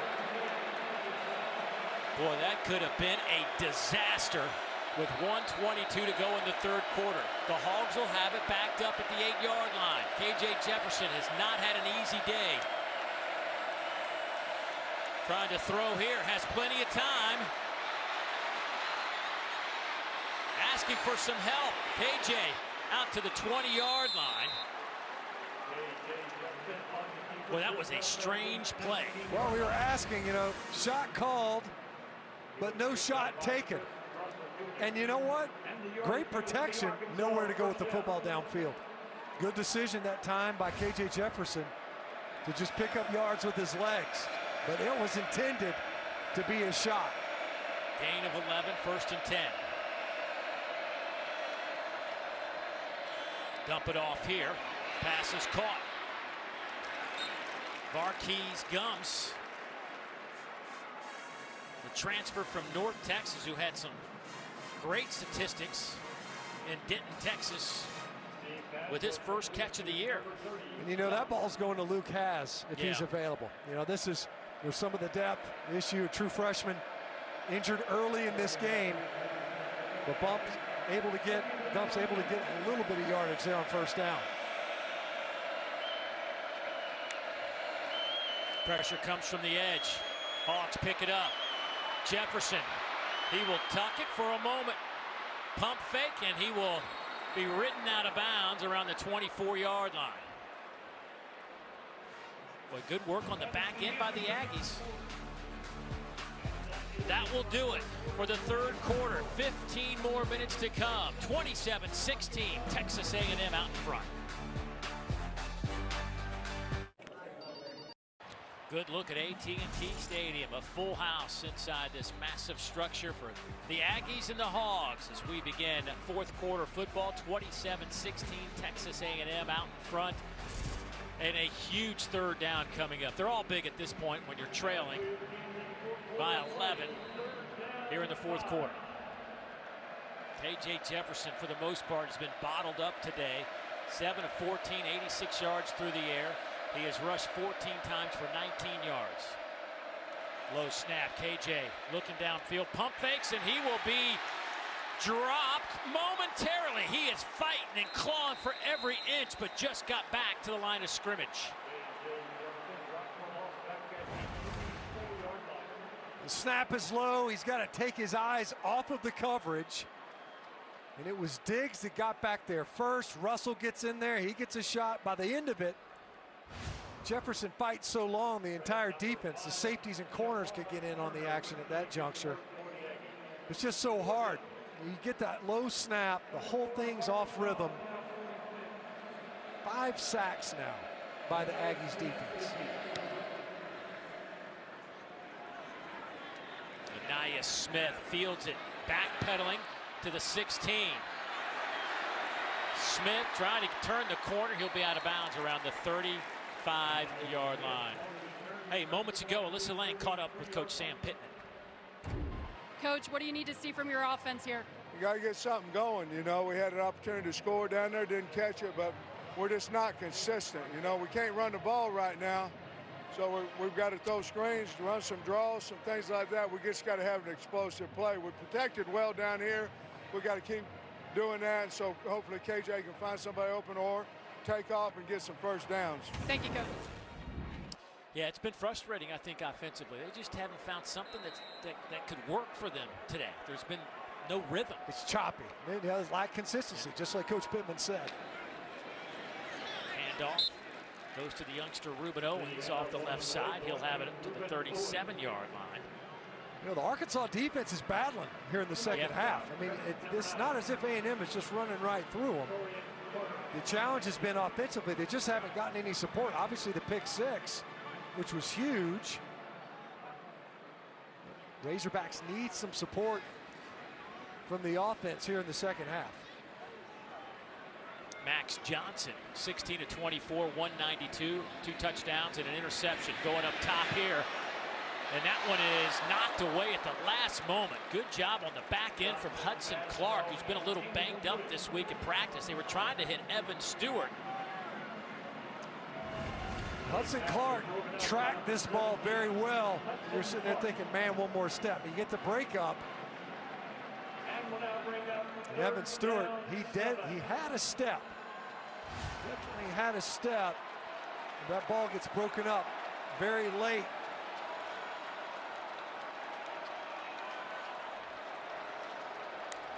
Aggies going empty set. 4-man rush. Johnson fires, passes high and caught. They're going to say, is that a reception? Did he get a foot inbounds? My goodness, Stewart got walloped. They will spot it across midfield at the 49. Watch this catch by Stewart. The extension, watch the left foot come down. Oh, what a grab. He's in there. Now, if somehow his heel had come down, that would have been considered out of bounds, even though the toe taps. Left foot is down. That's a catch. Wow, great job by Stewart. Good job by the official. He was all over it. 1st and 10, handoff. Not much there for Moss. Boy, that catch was big time from Evan Stewart. Out of sight. I mean, they've been without him. You can see just how important he is. Unreal. I tell you. He got, and it ended up, looked like he was shaken up because of, popped as he was coming down one of his own teammates on that Aggie sideline.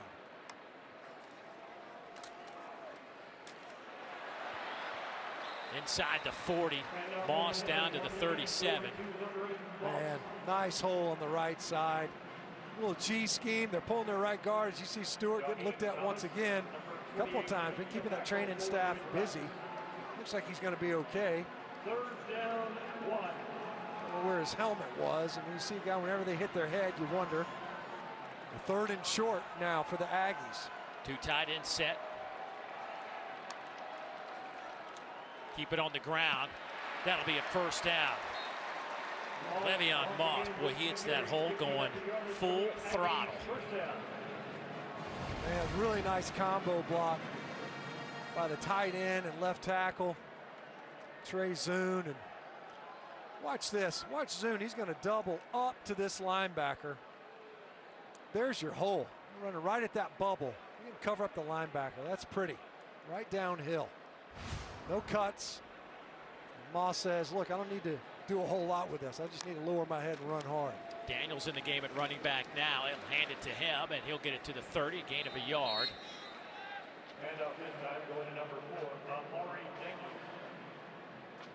Daniels. Texas A&M up to 300 and close to 360 yards of offense. They have kept Arkansas at 150 total yards, 86 through the air and 64 on the ground.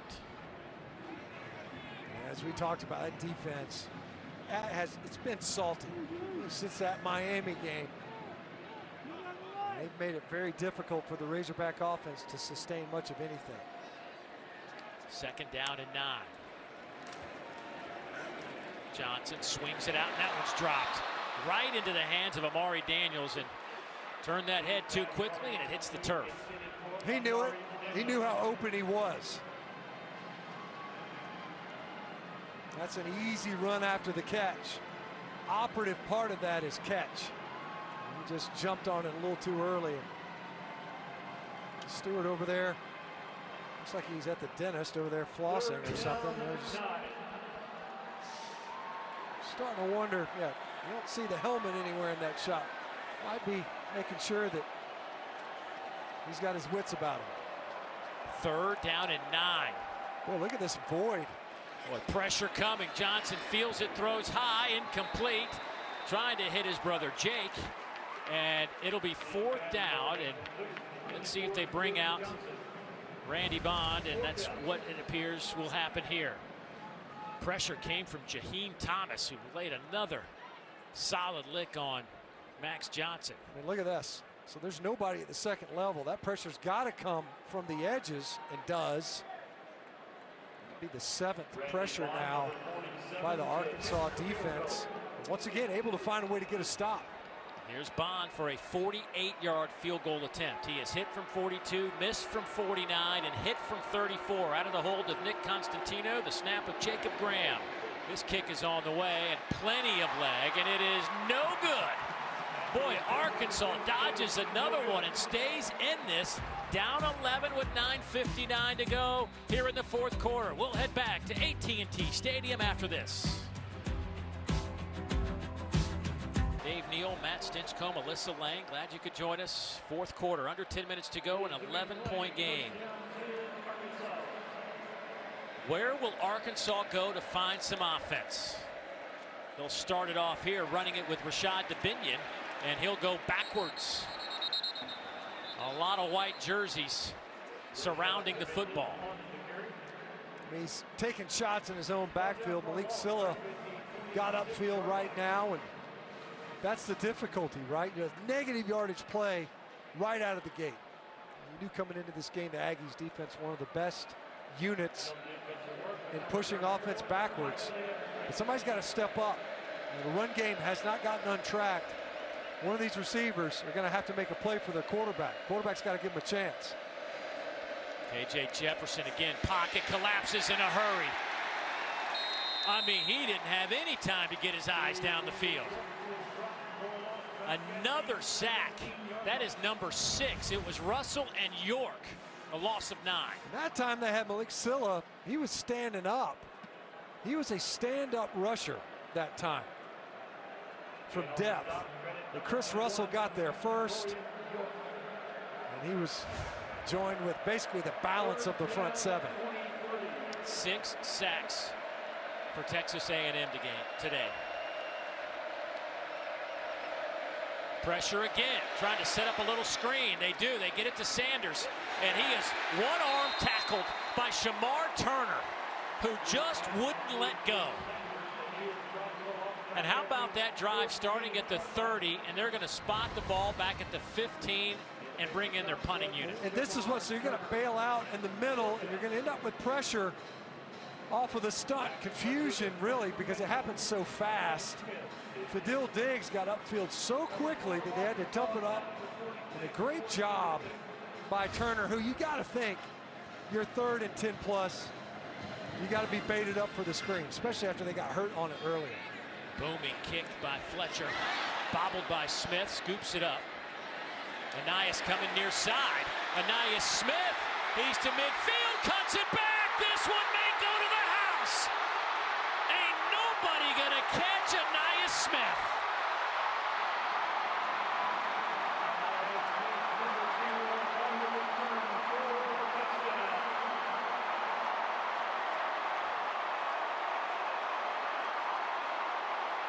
And we have an official timeout on the field.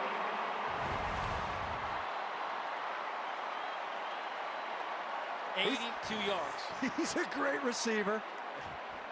Coach Fisher was talking about he's a great running back. He is a wicked return man. And it's just a matter of time. Number 0 gets his touches before he makes an explosive play in any contest. Able to cut it back. It was great blocking initially, too, for him to get upfield and get moving. One of only 2 players in SEC history to be over 1,000 receiving, rushing, passing, and returning. Got to correct myself. 76 yards in that punt return. 76 big yards, and that's the first punt return for a touchdown since Mr. Smith went 95 yards back in October of 2021 against South Carolina in that 44-14 win. Powell down for Arkansas. Aniyah Smith is just a special player. Got hurt in this game a year ago. Shut him down for the remainder of the 2022 season. You know, he was looking forward to getting back on the field today against this Arkansas team. And talking with him, he is just one of those guys that exudes this energy, this positive vibe, if you will. He has got something about him, something special. Gratitude is what the coaches were talking about. You know, he's appreciative of the fact that he's back out there on the field after missing out on the majority of 2022. Point after is up and good. Aniyah Smith, they say he can be just as good at the running back as he is a wide receiver. But you know what, folks? He thinks he's a defensive back from his high school days. He begs for the opportunity, but you see why they don't put him back there. Somebody gotta shut things down. Somebody gotta strike a match, break the ice. A happy man, Aniyah Smith. Just went 76 yards for a touchdown on a punt return. He is some kind of special player. And he's given his team a 34-16 advantage. Well, he bobbled the snap. I mean, the reception of that punt. You always kind of wonder if the coverage team lets off just a little bit. You can't afford to do that with number 0 on the field. As soon as that ball bounces back up into his hands, you got to be on red alert. That's dangerous. And he made the Arkansas punt team pay.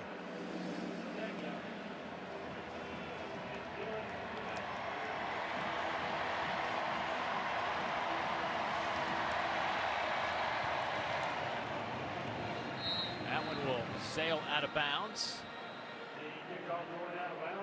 But Aniyah Smith, certainly a big part of this Aggie program. For more on him, let's go down to Alyssa. Yeah, you guys were talking about what happened in this very game a season ago, and Aggie fans remember it well. They just showed Aniyah Smith in here on the Jumbotron, and you could hear the roar in the background. Texas A&M fans know what that journey has been for him. He's been really open about how mentally difficult it was to not only work back and everything that involves the rehab process, but the mental side of it too, making the decision, of course, to come back to Texas A&M. Jimbo Fisher telling us this week he has that hunger in his eyes now. He knows how quickly things can get taken away. He just wants to have fun and play football. Whether he's affecting the play on the stat sheet, he's always there, especially from a leadership standpoint, guys. Yeah, special player for sure, Alyssa. Handoff goes to Dominique Johnson. By the way, because he bobbled that punt return, the initial catch, they were deciding where to mark the return. It's actually back to an 82-yard return now. Oh, okay. It still counts for 6 points, right? I felt like it was 82 from the get-go. I mean, I counted every yard. It's your gut instinct. Here's KJ Jefferson. He's dropped again. This is crazy. That is Walter Nolan with his second sack today. That is number 7 for this defense. Remember, they came in. They were top 10 in the country in tackles for loss, top 20 in the country in sacks. It's been one negative yardage play after the next by the Aggie defense. Spending a lot of time in the Arkansas backfield. Jefferson again is dropped. My goodness. They can't block the guys up front for Texas A&M. Well, and KJ Jefferson, at some point, yes, part of your game is staying alive in the pocket. But at some point, as you see the edge pressure here, at some point you got to unload this football. You can't continue to take these negative yardage plays.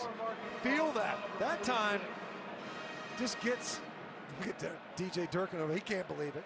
You know, you got to know that they're trying to bring pressure. That time White able to get home. 15 tackles for loss. Here's Aniyah Smith. Can he do it again? Cuts it back to the 20. Makes a man miss. Dancing around across midfield to the 46-yard line. A 43-yard return.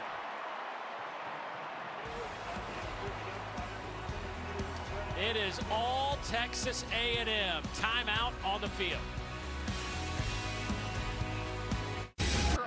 Arkansas, but if you go back a week ago, there was a lot to celebrate for the Johnson family. Max Johnson connected with his brother Jake Johnson for their first ever collegiate touchdown. Now, it had been years since this connection had been made, going back to high school.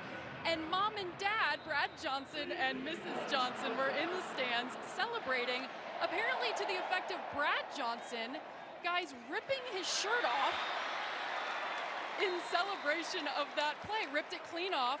We've been told that there is video of this floating around, and then he sat in the stands shirtless for the rest of the game. So Brad Johnson, very excited after that moment.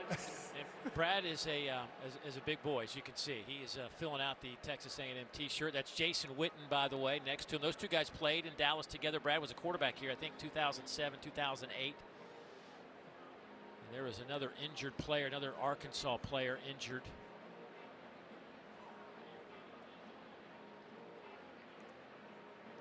Could not see a number. No, I couldn't either. Saw when it happened.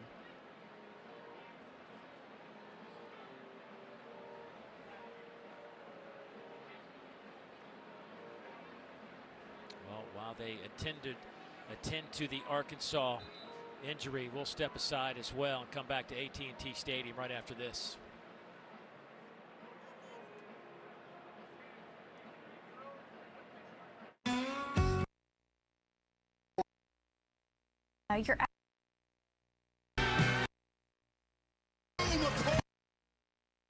We have watched the play over and over again, and there was some light contact on the play, and after the play he took like 2 steps and just collapsed.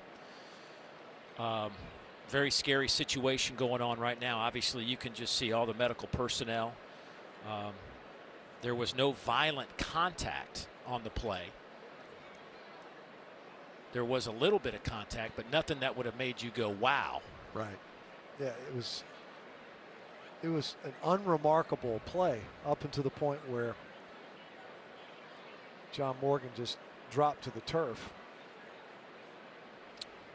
But as you can see, there are a lot of concerned faces on that football field right now, and up here in this booth as well. It has just been a very quiet building here the last few minutes, and while they continue to attend to Mr. Morgan, we'll get you to the studio. Dari, take it away, please.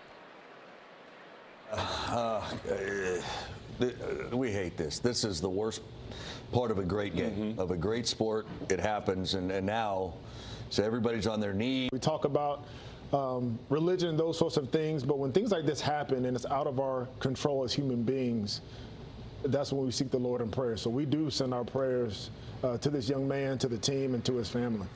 Just under 6 minutes to go in the game. The score is not the focus as we send it back to Dave and Stinch, guys. Thanks, Dari, and obviously just a devastating injury and moment here at AT&T Stadium. This place filled with so much emotion and enthusiasm has been drowned out by now by concern. John Morgan, his parents were down on the sidelines, and they just are back in the tunnel now waiting for their son to kind of get an update on what's going on. And you can see the concern on Coach Sam Pittman's face at this moment with 5:34 to go and the clock is running, and now you got to like find a way to play ball, Stinch. Yeah. Jeez. It's a obviously a much more important issue and challenge that's being faced, and the medical staff will then handle that. But as this contest now continues, to be able to refocus on what it is that you're doing, and stark reminder of what potentially can happen as you play this game. Boy, loose football down on the turf, and let's see who comes up with it. It'll be Arkansas football. So the Hogs will have it around the 36-yard line. Another Texas A&M turnover here in the second half. That one was recovered by Antonio Greer. Young man's been transferred in from South Florida, been banged up most of this season. Well, it was a bad snap. High snap. Shot back there by Foster, and Johnson never fielded the snap. And Le'Veon Moss just tried to come up there and almost take the ball out of the air. Wasn't ever handled by either one of the offensive players in the backfield. Yet another takeaway by the Arkansas defense.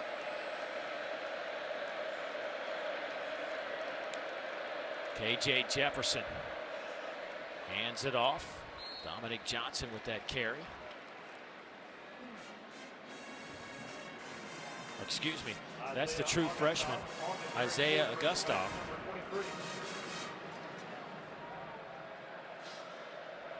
They're really high on him. It's just hard to get carries, especially with Sanders back playing again. That one is incomplete. A flag comes in, though. Tyrone Broden was the receiver in the area. Pass interference on the defense, number 11. That 15-yard penalty would be enforced from the previous spot, and it carries an automatic first down. Maybe only the third time we've seen the ball sent downfield. Yeah. This game draws a PI on Deuce Harmon. You know, for the most part, Arkansas plays in that little 20-yard box. I mean, that's just their game. The chains are still being moved, but some stoppage. The ball will be placed at the 48.5-yard line, first down.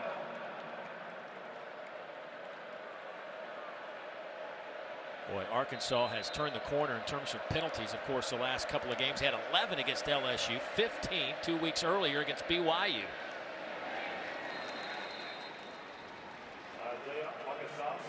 Augustov, not much room to run up front.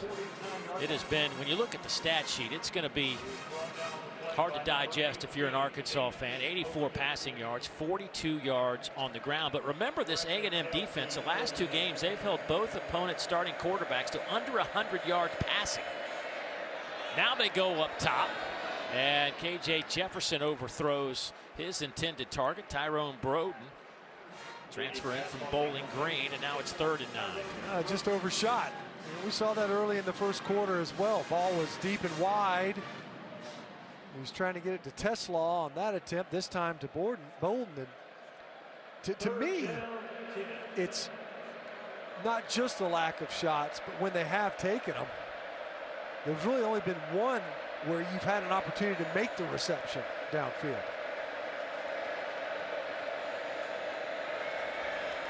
KJ Jefferson going deep down the middle, has Andrew Armstrong.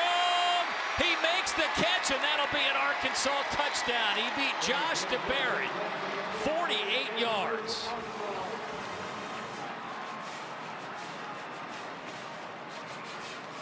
How about that? What we were talking about, well, just the downfield passing game has been completely vacant today. This time Teslaw eats up the safety underneath, and Armstrong able to get separation. Hasn't been a ton. Nice clean pocket to throw from for Jefferson, and that ball was on target. You see him going for 2 now. See if they can't chip away at this 3-possession game.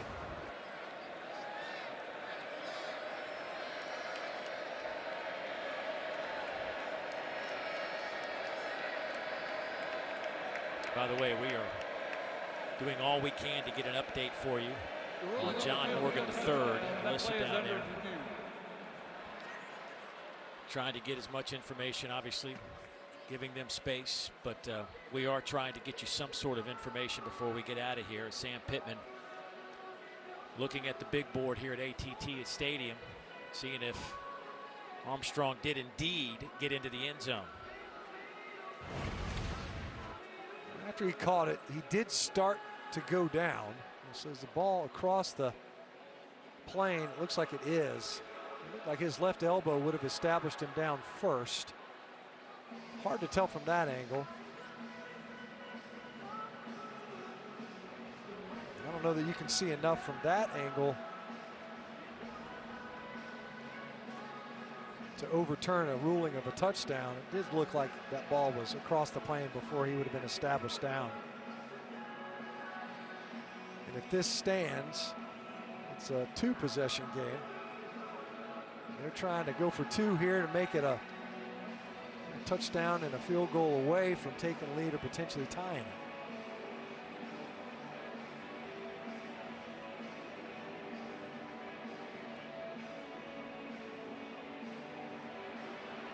Come on, give him the 6.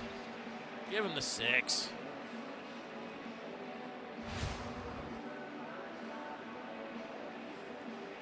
Are you with me or not? Oh, hey, look, I said earlier, it looks to me like he's in there. Give it to him. Just come on. It's close enough. Unfortunately, we are not a part of the replay process. No, they don't ask our opinion, do they? They do not come to the booth and ask what we thought. It was ruled a touchdown on the field. I don't see any of those looks that would show that elbow down and the ball. And even if it were to, it does seem as if the ball would have crossed the plane. And I've always been a believer, if it takes this long and you still haven't found anything, then it needs to stand. Yeah.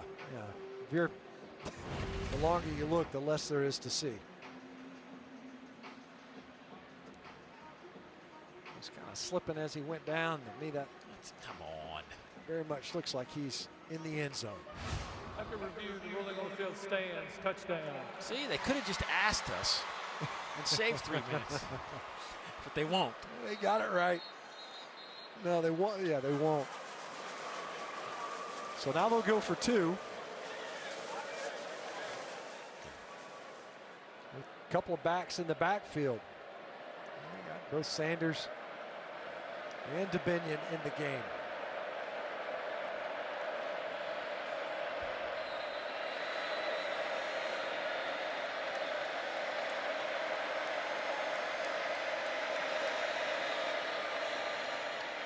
Little end around to Satania. He will be dropped at the 3-yard line.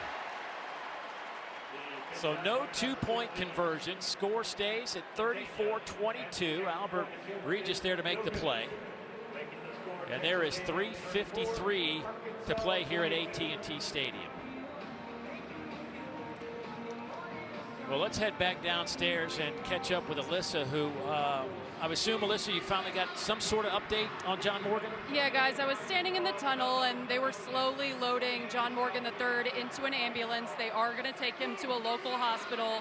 He was talking. He was able to move. I talked to Arkansas Athletics Director Hunter Yurchek, and he was told by the trainers that he was dealing kind of with his neck getting snapped back, and he had tenderness and pain in the neck area. So precautionary protocol is to bring him to the hospital anytime there's any kind of neck pain, but that it is at this point just precautionary because of the nature of where the pain and the injury occurred. Thank you so much, Alyssa. And obviously after what happened to DeMar Hamlin last year, this is good news. Oh, yeah. The fact that he is verbalizing and able to move, yeah. You know, presuming nothing, of course, and good that they're taking the precaution, but glad that it's precautionary. Here's the onside kick, and this one is batted in the air a couple of times, but I think the Aggies will come up with it. That ball hung in the air just enough to give Arkansas fans a hope that maybe they could recover the onside. Yeah, Moose Muhammad did not field it cleanly. This was almost perfectly executed.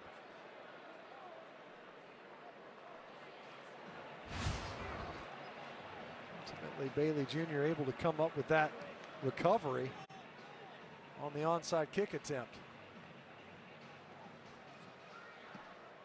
Arkansas does have all 3 timeouts remaining. Texas A&M has their 3 as well. Max Johnson going under center. Boy, it's just kind of every time you see a quarterback go under center these days. Yeah, it's like, wow, what's that? Is that legal anymore? Sometimes they have these small gatherings before the play they call a huddle. Hey, you know, and in this game, we saw, you know, earlier on back-to-back plays on a run and then the touchdown throw, we saw this position known as a fullback. You see those anymore. Yeah, those are legal as well. It's a legal formation. Boy, the second half has been crazy, and it started the very opening play from scrimmage. A pick-6 return for a touchdown, and then another, how about this? Another pick-6. This time Texas A&M answers the call. And then, of course, this has been the highlight of the day for the Aggie fans. Anaya Smith goes 82 yards. Electrifying play. Just amazing, especially when kind of an inauspicious start to that one. bounce it off the turf. You know, we had another fumble on a punt return earlier, or in a return anyway. The ball's on the ground. Somehow Arkansas maintained possession, but it's been a bit of a circus here in the second half. That handoff goes to Moss. And he is all the way down to the 34-yard line. They ran through about 3 tackles on that one. Just kept the legs churning. Moss just hitting it right up the middle. A lot of bodies. Keep your eyes open, your legs moving. Almost broke that second one. It would have been 6 if he runs through that last tackle of Snacks Johnson. 74 yards on the ground. Moss and Crown over in the game at running back. They line up in that traditional I formation. Just power football. Moss bringing the speed to the power. He's down to the 5. Run out of bounds by Jaden Johnson. It'll be 1st and goal, Texas A&M. 30 yards on that run. You get these heavy formations. Great job by Moss just bouncing that ball outside. Nice blocking up front. Big boy football, old school. And this is what Bobby Petrino was talking about. I want to turn it into a run, play, action game. Right here, kind of similar to what they got a week ago. Able to end the game, establish that run game, and just take the air out of the football and milk the clock. Moss with another career high, up to 103 yards. Trying to add a couple more here. He'll get it down to the 1. He had a career high 97 last week. And now he's up to 106 yards on the ground. He's got 3 catches in this game. He's up to 16 touches after that carry. Call it 17. That was 14 carries. Yep, and 3 catches. So we'll call it 17 touches now for him.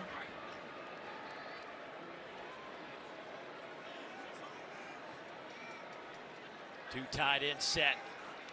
2nd and goal. Here's Moss left side, and he will be stopped just short.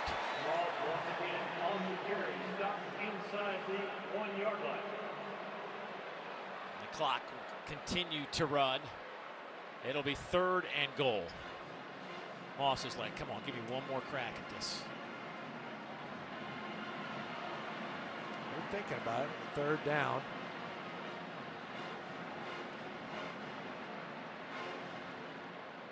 Obviously A&M in no big hurry, right? Arkansas is not. There's no reason to burn timeouts. This is almost inevitable. Hand it off again to Moss, working the left side, and he is stopped there and pushed back. Actually, they'll spot his forward progress back at the 1-yard line.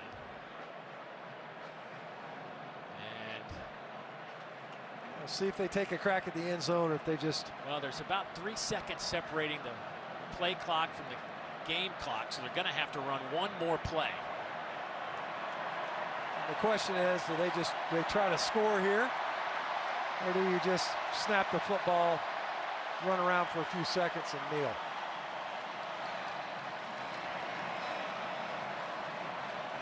Either way, Texas A&M going to get out of here with a win at 34-22 as it stands now. Timeout taken by Texas A&M. And folks, I got to tell you, when you start thinking about the talent of this team and the way this defense is playing, you better think of them, and we'll find out next week in a hurry. Yeah, yeah.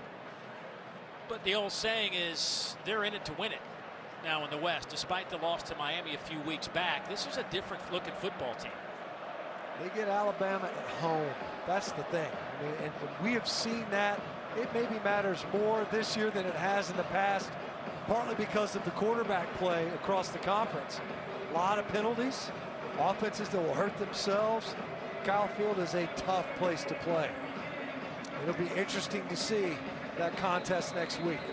Take a look at our Capital One rewarding performance. Of course, Anaya Smith with 2 fourth-quarter punt returns that were exceptional. One went 82 yards for a touchdown and really provided the separation the Aggies were looking for. So the Texas A&M fans making some noise here with 4 seconds to play, and they're looking at a 4th and goal from about the yard and a half line, if there is a line at the yard and a half spot. Just make believe there's sure. a line there. Wherever the ball is, put a line.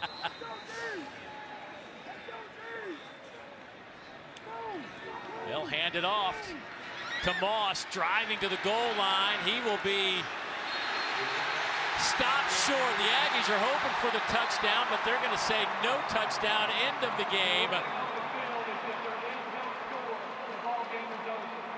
And it'll finish up at 34-22. The whistle blew to stop his forward progress, so that is your ball game.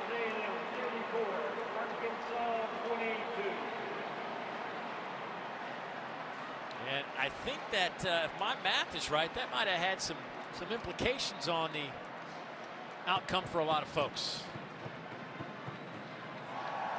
Let's go down to Alyssa. Coach, Max Johnson makes his first start this season as QB1. What did you make of your guy? I think he did a great job in the first half.